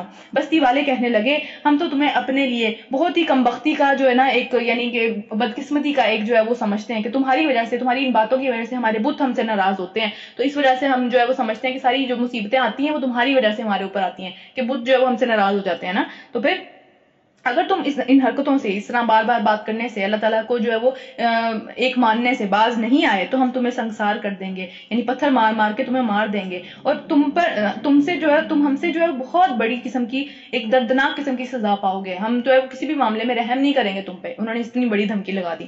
پھر اس کے بعد یعنی دیکھیں منحوس بھی کہا پہلے اور اس کے بعد دھمکی بھی لگا دی، تو یہ اتنے بڑے نبیوں کے ساتھ یہ معاملہ ہوا۔ پھر رسولوں نے جواب دیا کہ تمہاری کمبختی، تمہاری جو نحوست ہے وہ تو تمہارے اپنے ساتھ لگی ہوئی ہے، تمہارے سارے کے سارے برے اعمال، گناہ تمہاری نحوست ہیں جو کہ تمہاری وجہ سے، ان کی وجہ سے تمہارے اوپر اللہ تعالیٰ کی طرف سے عذاب آتا ہے۔ تو پھر کیا تم یہ باتیں اس لیے کرتے ہو کیونکہ ہم تمہیں اللہ تعالیٰ سے ڈرا رہے ہیں، ہم تمہیں نصیحت کر رہے ہیں، صرف اس لیے تمہیں یہ بات ساری کی ساری بری لگ رہی ہے؟ اصل بات تو یہ ہے کہ تم بہت حد سے آگے بڑھ چکے ہوئے، بہت زیادہ دور نکل گئے ہو اپنی گمراہی میں۔ اتنے میں شہر کے دور دراز کنارے سے ایک شخص بھاگتا ہوا آیا اور بولا کہ میری قوم کے لوگوں، رسولوں کی پیروی اختیار کر لو، پیروی کرو، پارہ نمبر 23 سٹارٹ ہو رہا ہے، پیروی کرو ان لوگوں کی جو کہ تمہارے اندر سے کوئی اجر تم سے نہیں مانگ رہے ہیں، تمہیں اللہ کے لیے دعوت دے رہے ہیں اور ٹھیک راستے کے اوپر ہیں۔ آخر کیوں نہ، اس بندے نے کہا کہ آخر کیوں نہ میں اس ہستی کی بندگی کروں جس نے مجھے پیدا کیا ہے اور جس کی طرف تم سب کو پلٹ کر جانا ہے۔ پھر جواب دینا وہاں کھڑے ہو کے کہ کیا کر کے آئے ہیں؟ تو کیا میں اسے چھوڑ کر دوسروں کو معبود بنا لوں جیسے تم لوگوں نے بنایا ہوا ہے؟ حالانکہ اگر خدائے رحمان مجھے کوئی نقصان پہنچانا چاہے تو ان سب بتوں کی شفاعت، ان کی مدد میرے کسی کام نہیں آ سکتی۔ جو تمہیں لگتا ہے کہ ان کی وجہ سے، ان کا انکار کرنے کی وجہ سے جو ہے وہ عذاب آ رہا ہے ہمارے اوپر یا پھر مشکلات آ رہی ہیں، تو پھر وہ ان کا تو کوئی کام ہی نہیں ہے اس پوری چیز کے اندر، اور نہ ہی وہ مجھے چھڑا سکتے ہیں۔ اگر میں ایسا کروں تو میں کھلی گمراہی میں مبتلا ہو جاؤں گا۔ میں تو تمہارے رب پر ایمان لے آیا، یعنی کہ رسولوں کو اس بندے نے کہا تم بھی میری بات مان لو، یعنی تمہیں مان لینی چاہیے یہ ساری کی ساری بات، میں تمہارا خیر خواہ ہوں۔ وہ ایک گواہی دینے والا بن کے آیا۔ آخرکار ان سب کی سب قوم نے اس کو قتل کر دیا، اس بندے کو، جو بندہ اللہ تعالیٰ کے لیے گواہی دے رہا تھا اس کو انہوں نے قتل کر دیا۔ اس شخص سے کہہ دیا گیا اللہ تعالیٰ کی طرف سے کہ میری جنت میں داخل ہو جاؤ، وادخلی جنتی، میری جنت میں داخل ہو جاؤ۔ اللہ تعالیٰ قیامت والے دن ہم سب کو یہ بات کہہ دیں کہ میری جنت میں داخل ہو جاؤ، تم سب اس قابل ہو، تم سب جو ہے وہ اتنے اچھے اعمال کر کے آئے ہو کہ میری جنت کے اندر داخل ہو جاؤ، موجے کرو وہاں جا کے۔ اللہ تعالیٰ ہم سب کو بھی یہ کام کہہ دیں نا، لیکن اس کے لیے دیکھیں کتنا کام کرنا پڑا، اسے مار دیا اس کو لوگوں نے۔ ہم تو لوگوں کی ایک بات نہیں برداشت کرتے، یہ اتنی بڑی بات کیسے برداشت کر لیں گے؟ پھر اس کے بعد اس نے کہا، اس نے جب وہ سب چیزیں دیکھی وہاں جا کے، ظاہری بات ہے اللہ تعالیٰ نے ہمیں تھوڑے تھوڑے ہنٹ سے دیے ہیں نا، تو وہاں پہ پتہ چلا، اس نے کہا کہ کاش میری قوم کو یہ بات معلوم ہو جائے کہ میرے رب نے کس چیز کی بدولت میری مغفرت فرما دی۔ یعنی ایک چھوٹی سی بات تھی، میری جان تھی نا، ایک چھوٹی سی بات تھی، کوئی اتنی بڑی بات نہیں تھی، اور اس کے بدلے میں مجھے جو چیز ملی ہے اس کے مقابلے میں میری جان بہت ہی چھوٹی چیز تھی، اور پھر مغفرت فرما دی اور اس نے مجھے باعزت لوگوں میں شامل کر لیا۔ وہاں تو انہوں نے مجھے ذلیل کر کے مار دیا، لیکن یہاں پہ میرا جو مقام ہے، یہاں پہ جو مجھے چیزیں دی گئیں وہ اتنی زیادہ ہے یا اتنی اچھی ہیں کہ مجھے کوئی افسوس نہیں ہے اس چیز کے اوپر جو میرے ساتھ ہوا۔ پھر اس کے بعد اس کی قوم پر ہم نے آسمان سے کوئی لشکر نہیں اتارا، یعنی کوئی ایسی واضح چیز نہیں آئی کہ عذاب آئے، کوئی ایسی واضح چیز کی ضرورت نہیں تھی اللہ تعالیٰ کو، تو کیا ہمیں لشکر بھیجنے کی کوئی ضرورت نہیں تھی، بس ایک دھماکہ ہوا اور یکایک وہ سب کے سب بجھ کے رہ گئے۔ اتنی شان و شوکت، اتنا غرور، اتنی بڑی بڑی باتیں کہاں گئی وہ ساری کی ساری؟ اللہ تعالیٰ کو پکڑنے میں دیر نہیں لگتی۔ افسوس بندوں کے حال پر جو رسول بھی ان کے پاس آیا اس کا وہ مذاق ہی اڑاتے رہے۔ ہمیشہ ہر دور میں ایسا ہوا ہے، ہمیشہ ہی ایسا ہوتا چلا آیا ہے۔ کیا انہوں نے دیکھا نہیں تھا کہ ان سے پہلے کتنی ہی قوموں کو ہم ہلاک کر چکے تھے، اور اس کے بعد بھی جب بھی کبھی بھی وہ پلٹ کر واپس نہیں آئے، یعنی یہ سب چیزیں دیکھنے کے بعد بھی وہ کبھی واپس نہیں پلٹ کے آئے، کہ کتنی پرانی قصے اللہ تعالیٰ نے ہمیں قرآن میں بھی سنا دیے۔ ایسی جگہ بھی ہیں جہاں پہ ابھی تک ویسی کی ویسی ہی موجود ہیں۔ فرعون کی جو ممی ہے وہ بھی آج تک پڑی ہوئی ہے۔ یہ سب چیزیں سچائی ہے نا قرآن کی، لیکن ہم پھر بھی پلٹتے نہیں ہیں، اور پھر ان سب کو ایک روز ہمارے ہاں حاضر کیا جانا ہے۔ رکن نمبر 3، ان لوگوں کے لیے بے جان زمین کے اندر ایک نشانی ہے. ہم نے اس کو زندگی بخشی، یعنی اس میں سے جو ہے وہ غلہ نکلا، اس کے اندر سے کھانے کا سامان نکلا. ہم نے اس میں سے کھجوریں اور انگوروں کے باغ پیدا کیے اور ان کے اندر سے چشمے پھوٹ نکلے تاکہ یہ اس میں سے پھل کھائیں. یہ ساری اللہ تعالیٰ کی نعمتیں ہیں اور یہ سب کچھ ان کے ہاتھوں کا پیدا کیا ہوا نہیں ہے. ہم صحرا میں چیزیں اگا سکتے ہیں، ہم چاہیں تو ہم کہیں پہ بھی اپنے منہ اٹھا کے جو ہے وہ چیزیں اگا سکتے ہیں. اللہ کی قدرت ہے، اللہ تعالیٰ جہاں چاہتا ہے وہ چیزیں اگاتا ہے. پھر کیا یہ شکر ادا نہیں کرتے؟ پھر سے شکر کی بات آ گئی کہ شکر کے جو دوسرا لفظ استعمال کیا جاتا ہے وہ کفر کا استعمال کیا جاتا ہے. اگر ہم اللہ تعالیٰ کو اس کا جو ہے وہ حق نہیں ادا کرتے اللہ تعالیٰ کے شکر کا، تو پھر ہم کافر ہیں. ہم اللہ تعالیٰ کی کفران نعمت کرتے ہیں، اس چیز کو جو ہے وہ ہم اس کی جگہ نہیں دیتے جو کہ اس کی ہے واقعی. پھر پاک ہے وہ ذات جو ہر قسم کے جو ہے وہ جوڑے پیدا کرتا ہے ہر چیز کے اندر، خواہ وہ زمین کی کوئی بھی نباتات ہوں، زمین کے پودے ہوں، ان میں بھی دو جوڑے ہیں، یعنی ایک میل ہے، ایک فیمیل ہے. اور یا پھر ان کی اپنی جنس کے اندر یعنی انسانوں میں سے بھی جوڑوں کی شکل میں اللہ تعالیٰ نے پیدا کیا ہے. یا پھر ان چیزوں میں سے جن کو یہ جانتے تک نہیں ہے، یعنی اتنا غرور ہے ان کو، لیکن دنیا کی بہت ہی چھوٹی سی ایک پرسنٹیج ہے جس کو یہ جانتے ہیں. باقی بہت ساری جو دنیا ہے وہ اس کو جانتے تک نہیں ہے کہ کون سی مخلوق ہے، وہ کیسے کھانا کھاتی ہے، اس کو کیسے اللہ تعالیٰ رزق پہنچاتے ہیں، کیسے وہ زندگی بسر کرتی ہے. ان کے لیے ایک اور نشانی رات کے اندر ہے. ہم اس کے اوپر سے دن کو ہٹا دیتے ہیں تو ان کے اندر اندھیرا چھا جاتا ہے پوری دنیا میں، اور سورج وہ اپنے ٹھکانے کی طرف چلتا چلا جا رہا ہے. یہ پھر سے سورج کے جو ہے چلنے کی بات ہے، اور ٹھکانہ کیا ہے یہ ہمیں نہیں پتا آج تک بھی کہ کیا ہے سورج کا ٹھکانہ. پھر یہ زبردست جو ہے وہ علیم اور ہستی کا باندھا ہوا حساب ہے. وہ چاند اس کے لیے ہم نے منزلیں مقرر کی ہیں، جو 14 دن کا حساب ہوتا ہے نا چاند کا، یہاں تک کہ وہ ان سے گزرتا ہوا پھر ایک کھجور کی سوکھی شاخ کی مانند رہ جاتا ہے، یعنی کہ بہت ہی باریک ہو جاتا ہے. اور پھر نہ سورج کے بس میں ہے کہ وہ چاند کو جا کر پکڑ لے، ٹکرا جائے چاند سے، اور نہ ہی جو ہے وہ رات دن کے اوپر آ سکتی ہے. یعنی ہر چیز اپنے ٹائم کے مطابق چلتی چلی جا رہی ہے. سب ایک جو ہے وہ مدار کے اندر، آربٹ کے اندر تیر رہے ہیں. ان کے لیے یہ بھی ایک بہت بڑی نشانی ہے. ان کے لیے یہ بھی ایک بہت بڑی نشانی ہے کہ ہم نے ان کی نسل کو بھری ہوئی کشتی میں سوار کیا. نوح علیہ السلام کی بات ہو رہی ہے کیونکہ جتنے لوگ بچے تھے وہ ساری وہیں سے نسلیں چلی ہیں نا اس کے بعد. اور پھر ان کے لیے ویسی ہی کشتیاں اور پیدا کی جو کہ ہم آج بھی دیکھتے ہیں ہمارے ارد گرد ہیں، اور پھر جن پر یہ سوار ہوتے ہیں. ہم چاہیں تو انہیں بھی غرق کر دیں، اللہ تعالیٰ کے لیے کوئی مشکل کام نہیں. کوئی ان کی فریاد کو سننے والا نہ ہوگا اور کسی طرح یہ بچائے نہیں جا سکیں گے. بس ہماری رحمت ہی ہے جو انہیں پار لگاتی ہے، اور ایک خاص وقت تک وہ زندگی سے فائدہ اٹھاتے ہیں لیکن شکر نہیں ادا کرتے پھر بھی. اور اس کے بعد ان لوگوں سے جب کہا جاتا ہے کہ بچو اس انجام سے جو تمہارے آگے آ رہا ہے، یعنی جس کی طرف تم چلتے چلے جا رہے ہو یہ کام کر کر کے، اور جو تمہارے پیچھے گزر چکا ہے، پچھلی قوموں کے ساتھ ہو چکا ہوا ہے، شاید کہ تم پر بھی رحم کیا جائے، تو یہ سنی انسنی کر دیتے ہیں، بات سنتے ہی نہیں ہیں. ان کے سامنے ان کی رب کی آیات میں سے جو بھی آیات آتی ہے تو اس کی طرف ان کا دھیان ہی نہیں ہوتا، ذرا سا بھی اس کے اوپر غور و فکر کرتے ہی نہیں ہے، سنتے ہی نہیں ہے. اگر سنتے بھی ہیں تو ایک کان سے سن کے دوسرے سے نکال دیتے ہیں. اور جب ان سے کہا جاتا ہے کہ اللہ نے جو رزق تمہیں عطا کیا ہے اس سے اللہ کی راہ میں بھی کچھ خرچ کرو، تو یہ لوگ جنہوں نے کفر کیا ایمان لانے والوں کو جواب کیا دیتے ہیں کہ کیا ہم ان لوگوں کو کھلائیں کہ جن کو اللہ چاہتا تو خود کھلا دیتا. اللہ تو بڑا کہتا ہے کہ میں سب سے بڑا رازق ہوں، میرے پاس سب چیزیں ہیں، سب دینے والا میں ہوں، تو میں کیوں دوں پھر ان کو؟ اتنی بڑی بات وہ اپنے منہ سے نکالتے ہیں. تم تو بالکل ہی بہک گئے ہو، ہم کیوں دیں؟ اللہ تعالیٰ دینے والا ہے، وہ خود ہی دے دے گا. پھر یہ لوگ کہتے ہیں کہ قیامت کی دھمکی آخر کب پوری ہوگی؟ بتاؤ اگر تم سچے ہو. در حقیقت یہ چیز جس کی راہ وہ تاک رہے ہیں، یعنی جس چیز کی وہ خواہش کرتے چلے جا رہے ہیں قیامت کی، وہ بس ایک دھماکہ ہے جو اچانک انہیں اس حالت میں پکڑ لے گا جب یہ اپنے دنیا کے معاملات کے اندر پوری طرح مست ہوں گے، پوری طریقے سے اس میں جھگڑ رہے ہوں گے، اپنے ہی کاموں میں لگے ہوئے ہوں گے. کوئی فرصت نہیں ہوگی انہیں اس وقت، اور اس وقت یہ وصیت تک نہیں کر سکیں گے، اس وقت ایمان بھی نہیں لے کے آ سکیں گے، اس وقت کچھ بھی جو ہے وہ قبول نہیں ہوگا، ان کو مہلت ہی نہیں ملے گی، نہ اپنے گھروں کو پلٹ سکیں گے. رکو نمبر 4. پھر ایک سور پھونکا جائے گا اور اچانک یہ سب کے سب اپنے رب کے حضور پیش ہونے کے لیے اپنی اپنی قبروں سے نکل آئیں گے. سب ایک آواز پہ نکل آئیں گے. یہاں پہ دیکھیں دن میں 5 دفعہ آواز آتی ہے نا اللہ کے پاس آ جاؤ، لیکن نہیں جاتے ہم، اور وہاں پہ ایک ہی آواز پہ نکل آئیں گے.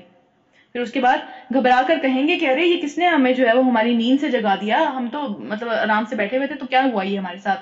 یہ وہی چیز ہے جس کا خدائے رحمان نے وعدہ کیا تھا اور رسولوں کی بات بالکل سچی تھی. آج کسی پر ذرا برابر بھی ظلم نہیں کیا جائے گا اور تمہیں ویسا ہی بدلہ دیا جائے گا جیسے تم اعمال کرتے رہے ہو. ہمارے اعمال تو بہت ہی برے ہیں، اللہ تعالیٰ ہم سب کو جو ہے وہ بچا لیں، ویسا بدلہ نہ دیں جیسے ہمارے اعمال ہیں، ہمیں اپنی رحمت سے بخش دیں اور اس کے بعد ہمیں اپنی جنت میں داخل کر دیں. آج جنتی لوگ مزے کرنے میں مزے ہی کرتے چلے جا رہے ہوں گے، اور ان کے لیے ان کی بیویاں گھنے سایوں میں سیٹ کے اوپر ٹیک لگائے ہوئے دونوں بیٹھے ہوئے ہوں گے، اور ہر قسم کی لذیذ چیزیں کھانے پینے کو ان کے لیے وہاں موجود ہوں گی، اور جو کچھ وہ مانگیں گے، جو کچھ مزید ان کو دل کرے گا کرنے کا، ان کے لیے حاضر کر دیا جائے گا، اور رب رحیم کی طرف سے ان کو سلام کیا جائے گا، ان کے اوپر سلامتی بھیجی جائے گی، ان کے اوپر امن بھیجا جائے گا، یعنی ان کو جو ہے وہ ایک آنر کیا جائے گا کہ اللہ تعالیٰ ان کے اوپر سلامتی بھیج رہے ہیں. دیکھیں، اور دوسری طرف اے مجرموں، تم آج جو ہے وہ چھٹ کر الگ ہو جاؤ. آج جو ہے وہ تم ان لوگوں کے ساتھ نہیں بیٹھ سکتے. آج تمہاری جو دنیا میں تم اپنے ساتھ ان کو اپنے قابل نہیں سمجھتے تھے، تو آج تم الگ ہو جاؤ. آج تمہارے اوپر وہ ساری کی ساری ذلت آ گئی، اس سے بھی کئی گنا زیادہ بڑی ذلت. وہ سارے کے سارے معاملات آج تمہارے اوپر الٹے پڑ گئے. اور پھر آدم کے بچوں، اللہ تعالیٰ کہیں گے کہ کیا میں نے تم کو ہدایت نہ کی تھی کہ شیطان کی بندگی نہ کرنا؟ وہ تمہارا کھلا دشمن ہے، اور میری ہی بندگی کرنا یہ سارا سیدھا راستہ ہے، یعنی میری بندگی کا. مگر اس کے باوجود اس نے تم میں سے ایک بہت بڑے گروہ کو، بہت بڑے گروپ کو جو ہے وہ الگ کر دیا، بہت بڑے گروپ کو گمراہ کر دیا. کیسے کر دیا اس نے؟ کیا تمہارے پاس عقل نہیں تھی؟ تمہیں میں نے عقل بھی دی تھی، تمہیں میں نے سمجھ بھی دی تھی، تمہارا دل تھا جو گواہی دینے والا تھا، تمہارا ضمیر بولتا تھا، تمہارے اندر روح تھی جو میری طرف سے پھونکی ہوئی تھی، بار بار بار بار تمہاری طرف بتانے والا آیا، بار بار میں نے تمہیں جو ہے وہ آزمائشیں دے کے اپنی طرف واپس کھینچنے کی، ظاہری بات ہے وہ ایک موقع ملا اللہ تعالیٰ کی طرف سے. لیکن پھر بھی نہیں آئے واپس، پھر بھی جو ہے وہ وہیں اپنی ہی دھن کے اندر مست رہے. تو یہی وہ جہنم ہے جسے تمہیں ڈرایا جاتا تھا. جو کفر تم دنیا میں کرتے رہے ہو، اس کے بدلے میں اب اس کے اندر جلو. اللہ تعالیٰ ہم سب کو اس انجام سے بچائیں. دیکھیں یہ وہ چیز ہے جس کی طرف ہم روز بڑھتے چلے جا رہے ہیں، اور ہم جانا نہیں چاہتے اس کے اندر. تو اللہ تعالیٰ ہمیں بچا لیں، ہم وہ سارے کام دنیا میں کر لیں جو اس سے بچنے والے ہوں. اور پھر آج ہم ان کے منہ بند کر دیں گے، ان کے ہاتھ ہم سے بولیں گے، اور ان کے پاؤں گواہی دیں گے. اور یہ دنیا میں کیا کام کرتے رہے، منہ سے بہت بڑی بڑی باتیں کرتے تھے نا دنیا میں، منہ بند. اور پھر صرف اعضاء گواہی دیں گے کہ اللہ اس نے میرے ساتھ یہ کام کیا، اللہ اس نے یہ چیز دیکھی، اللہ اس نے یہ چیز سنی، اللہ اس نے یہ چیز کہی، ہاتھوں سے یہ کام کیا، یہ پیروں سے چل کے وہاں گیا. یہ سارے کام ہمارے اعضاء ہیں نا، ہم بڑے پراؤڈ ہوتے ہیں ان کے اوپر، میرے ہاتھ بہت خوبصورت ہیں، میرے تو پاؤں بڑے پیارے ہیں. یہ ساری کی ساری چیزیں الٹی گواہی دیں گی. تو ان کو اللہ کے کاموں میں یوز کرنا چاہیے. ہم چاہیں تو ان کی آنکھیں بند کر دیں، تو پھر یہ سیدھا راستہ جو ہے وہ کہیں دیکھ ہی نہیں پائیں گے. کہاں سے ان کو سیدھا راستہ نظر آئے گا؟ یعنی ابھی تو آنکھیں کھلی نہیں، ابھی مہلت ہے ساری کی ساری، تو اس کے اندر بھی نہیں دیکھتے، اس کا فائدہ نہیں اٹھاتے. ہم چاہیں تو انہیں ان کی جگہ کے اوپر ہی ہر طرح سے ختم کر دیں، پورا ان کا نام و نشان مٹا دیں کہ نہ یہ آگے چل سکیں نہ پیچھے پلٹ سکیں. رکن نمبر 5، جس شخص کو ہم لمبی عمر دیتے ہیں اس کی ساخت کو الٹا ہی کر دیا کرتے ہیں. یعنی کہ وہ کمزوری سے ایک جوان بنتا ہے، ایک مضبوط بنتا ہے، اور پھر واپس کمزوری پہ آ جاتا ہے. ایک ناسمجھ بچے سے وہ ایک سمجھدار انسان بنتا ہے، اور پھر واپس ناسمجھی کے اوپر چلا جاتا ہے. اور پھر کیا انہیں عقل نہیں آتی ہے ساری چیزیں دیکھ کے کہ ہر چیز اپنے واپس کو پلٹتی ہے؟ تو تم جہاں سے آئی ہو تم واپس نہیں جاؤ گے وہاں پہ. اور پھر ہم نے اس نبی کو، نبی صلی اللہ علیہ وسلم کو شعر نہیں سکھائے. یہ ساری چیزیں شعر نہیں، وہ الزام لگاتے تھے نا کہ شاعر ہے نبی صلی اللہ علیہ وسلم، یہ ساری باتیں شاعری ہے، اور نہ ہی شاعری اس کو زیب دیتی ہے. یہ تو ایک نصیحت ہے اور صاف پڑھی جانے والی کتاب ہے، تاکہ وہ ہر اس شخص کو خبردار کر دے جو زندہ ہو، جس کے پاس مہلت ہے بھی، اس کے پاس ٹائم ہے کچھ کرنے کا، اور وہ انکار کرنے والوں کے اوپر دلیل قائم کر دے کہ انہوں نے سنا تھا اور نہیں مانا. پھر اس کے بعد کیا یہ لوگ دیکھتے نہیں ہیں کہ ہم نے اپنے ہاتھوں کی بنائی ہوئی چیزوں میں سے ان کے لیے مویشی پیدا کیے، اور اب یہ ان کے مالک ہیں، ان کے اوپر غرور کرتے ہیں. اللہ تعالیٰ نے بنائی ہوئی تھی یہ ساری چیزیں، ہم نے انہیں اس طرح سے ان کے بس میں کر دیا کہ ان کے اوپر یہ سواری کرتے ہیں، ان کا گوشت کھاتے ہیں، اور ان کے اندر ان کے لیے طرح طرح کے فائدے اور مشروبات ہیں. یعنی دودھ کی بات ہو رہی ہے. پھر کیا شکر گزار نہیں ہوتے؟ بار بار شکر کی بات آ رہی ہے، ہم بالکل شکر نہیں ادا کرتے اللہ تعالیٰ کی نعمتوں کا. اور پھر یہ سب کچھ ہوتے ہوئے انہوں نے اللہ کے سوا کسی دوسرے کو خدا بنا لیا، اور یہ امید رکھتے ہیں کہ ان کی مدد کی جائے گی اس خدا کے ذریعے سے. وہ خدا ان کو چیزیں لا کے دے گا، وہ خدا ان کی بات سنے گا، وہ خدا ان کی دعائیں قبول کرے گا، وہ خدا ان کو اولاد دے گا، وہ خدا ان کو رزق دے گا. یعنی ہر چیز اللہ کی استعمال کرتے ہوئے اسی سے انکار کر دیا، اور پھر وہ ان کی کوئی مدد نہیں کر سکتے، بلکہ یہ لوگ الٹے ان کے خلاف گواہی دیں گے کہ اللہ انہوں نے ہمیں بھٹکا دیا تھا. اور پھر اچھا جو باتیں یہ بنا رہے ہیں وہ تمہیں رنجیدہ نہ کریں، تم غم میں نہ جانا. ان کی چھپی اور کھلی سب باتوں کو اللہ تعالیٰ جانتا ہے. کیا انسان یہ دیکھتا نہیں ہے کہ ہم نے اسے کتنے گھٹیا نطفے سے پیدا کیا تھا؟ وہ کتنا گندا پانی تھا جس سے اس کو پیدا کیا گیا، اور پھر وہ سخت جھگڑالو بن کر کھڑا ہو گیا. یعنی اتنی باریک، اتنی چھوٹی نظر نہ آنے والی چیز سے اس کو پیدا کیا جس کی کوئی حیثیت نہیں تھی دنیا کے اندر. جب اس کو پیدا کیا، اس کو ذرا سی طاقت ملی، اور وہ پھر ہم سے ہی جھگڑنے لگا، وہ پھر ہم سے ہی انکار کرنے لگا، اپنے پیدا کرنے والے سے ہی انکار کرنے لگا. اسی کی باتوں سے نافرمانیاں کرنے لگا، اتنا جھگڑالو بن گیا. اور پھر یہ ساری کی ساری مثالیں وہ ہم پہ جو ہے وہ چپکاتا ہے، یعنی جو باتیں اس کے سمجھ میں آتی ہیں وہ کہتا ہے اللہ ایسا ہے، اللہ نے یہ کہا ہے، اللہ نے وہ نہیں کہا، یہ ساری چیزیں اللہ کی ہیں، یہ ساری چیزیں اس فلاں خدا کی ہیں، یہ ساری باتیں، یہ سارے لیبلز، یہ ساری کی ساری مثالیں جو وہ ہمارے اوپر لگاتا ہے اللہ تعالیٰ کے اوپر اپنی طرف سے. وہ اپنی پیدائش کو بھول جاتا ہے کہ کیسے اللہ نے اس کو پیدا کیا تھا، کس طرح گندی مٹی سے اس کو پیدا کیا گیا ہے، اور اس کے بعد یہ کتنے گندے پانی سے اس کو پیدا کیا گیا تھا. وہ اپنی اصلیت بھول جاتا ہے اور اللہ تعالیٰ کو جج کرنے لگتا ہے بیٹھ کے. اور پھر کہتا ہے کہ کون ہے جو ان ہڈیوں کو زندہ کرے گا جبکہ یہ ختم ہو چکی ہوئی ہوں گی ساری کی ساری. ان سے کہو کہ انہیں وہی زندہ کرے گا جس نے اس کو پہلی دفعہ زندہ کیا تھا، اور وہ ہر تخلیق کے کام کو بہت اچھے طریقے سے جانتا ہے. اس کو تم سے پوچھنے کی ضرورت نہیں ہے، تمہاری عقل میں یہ بات آئے یا نہ آئے اس کو پتہ ہے ہر چیز کا. وہی جس نے تمہارے لیے ہر طرح کے ہرے بھرے درخت جو ہے وہ پیدا کیے، پھر ان سے آگ پیدا کی، ان کو ہم یوز کرتے ہیں آگ کو جلانے کے لیے، اور تم اس سے اپنے چولہے روشن کرتے ہو. کیا وہ جس نے تمہیں آسمانوں اور زمینوں کو پیدا کیا اس چیز پر قادر نہیں ہے کہ ان جیسوں کو پیدا کر لے؟ اتنے گھٹیا لوگوں کو اتنی گھٹیا چیز سے جس کو پیدا کیا گیا، اتنی کمتر ذات جو اپنے آپ کو پتہ نہیں کیا سمجھتی ہے، آسمانوں اور زمین جیسی بڑی بڑی مخلوقات کو پیدا کرنے والا ان کو دوبارہ پیدا نہیں کر سکتا؟ ان کو کیا لگتا ہے؟ اور پھر کیوں نہیں، وہ تو ماہر ہے پیدا کرنے میں ہر چیز کو. اور جب کسی چیز کا ارادہ کرتا ہے تو اس کام کے لیے بس اتنا ہی کہتا ہے کہ کن ہو جا، اور وہ سامنے ہو کر کھڑی ہو جاتی ہے. اس کے لیے کوئی مشکل کام نہیں ہے. پاک ہے وہ جس کے ہاتھ میں ہر چیز کا مکمل اقتدار ہے، پوری اتھارٹی اس کے پاس ہے، اور اسی کی طرف تم سب پلٹائے جانے والے ہو.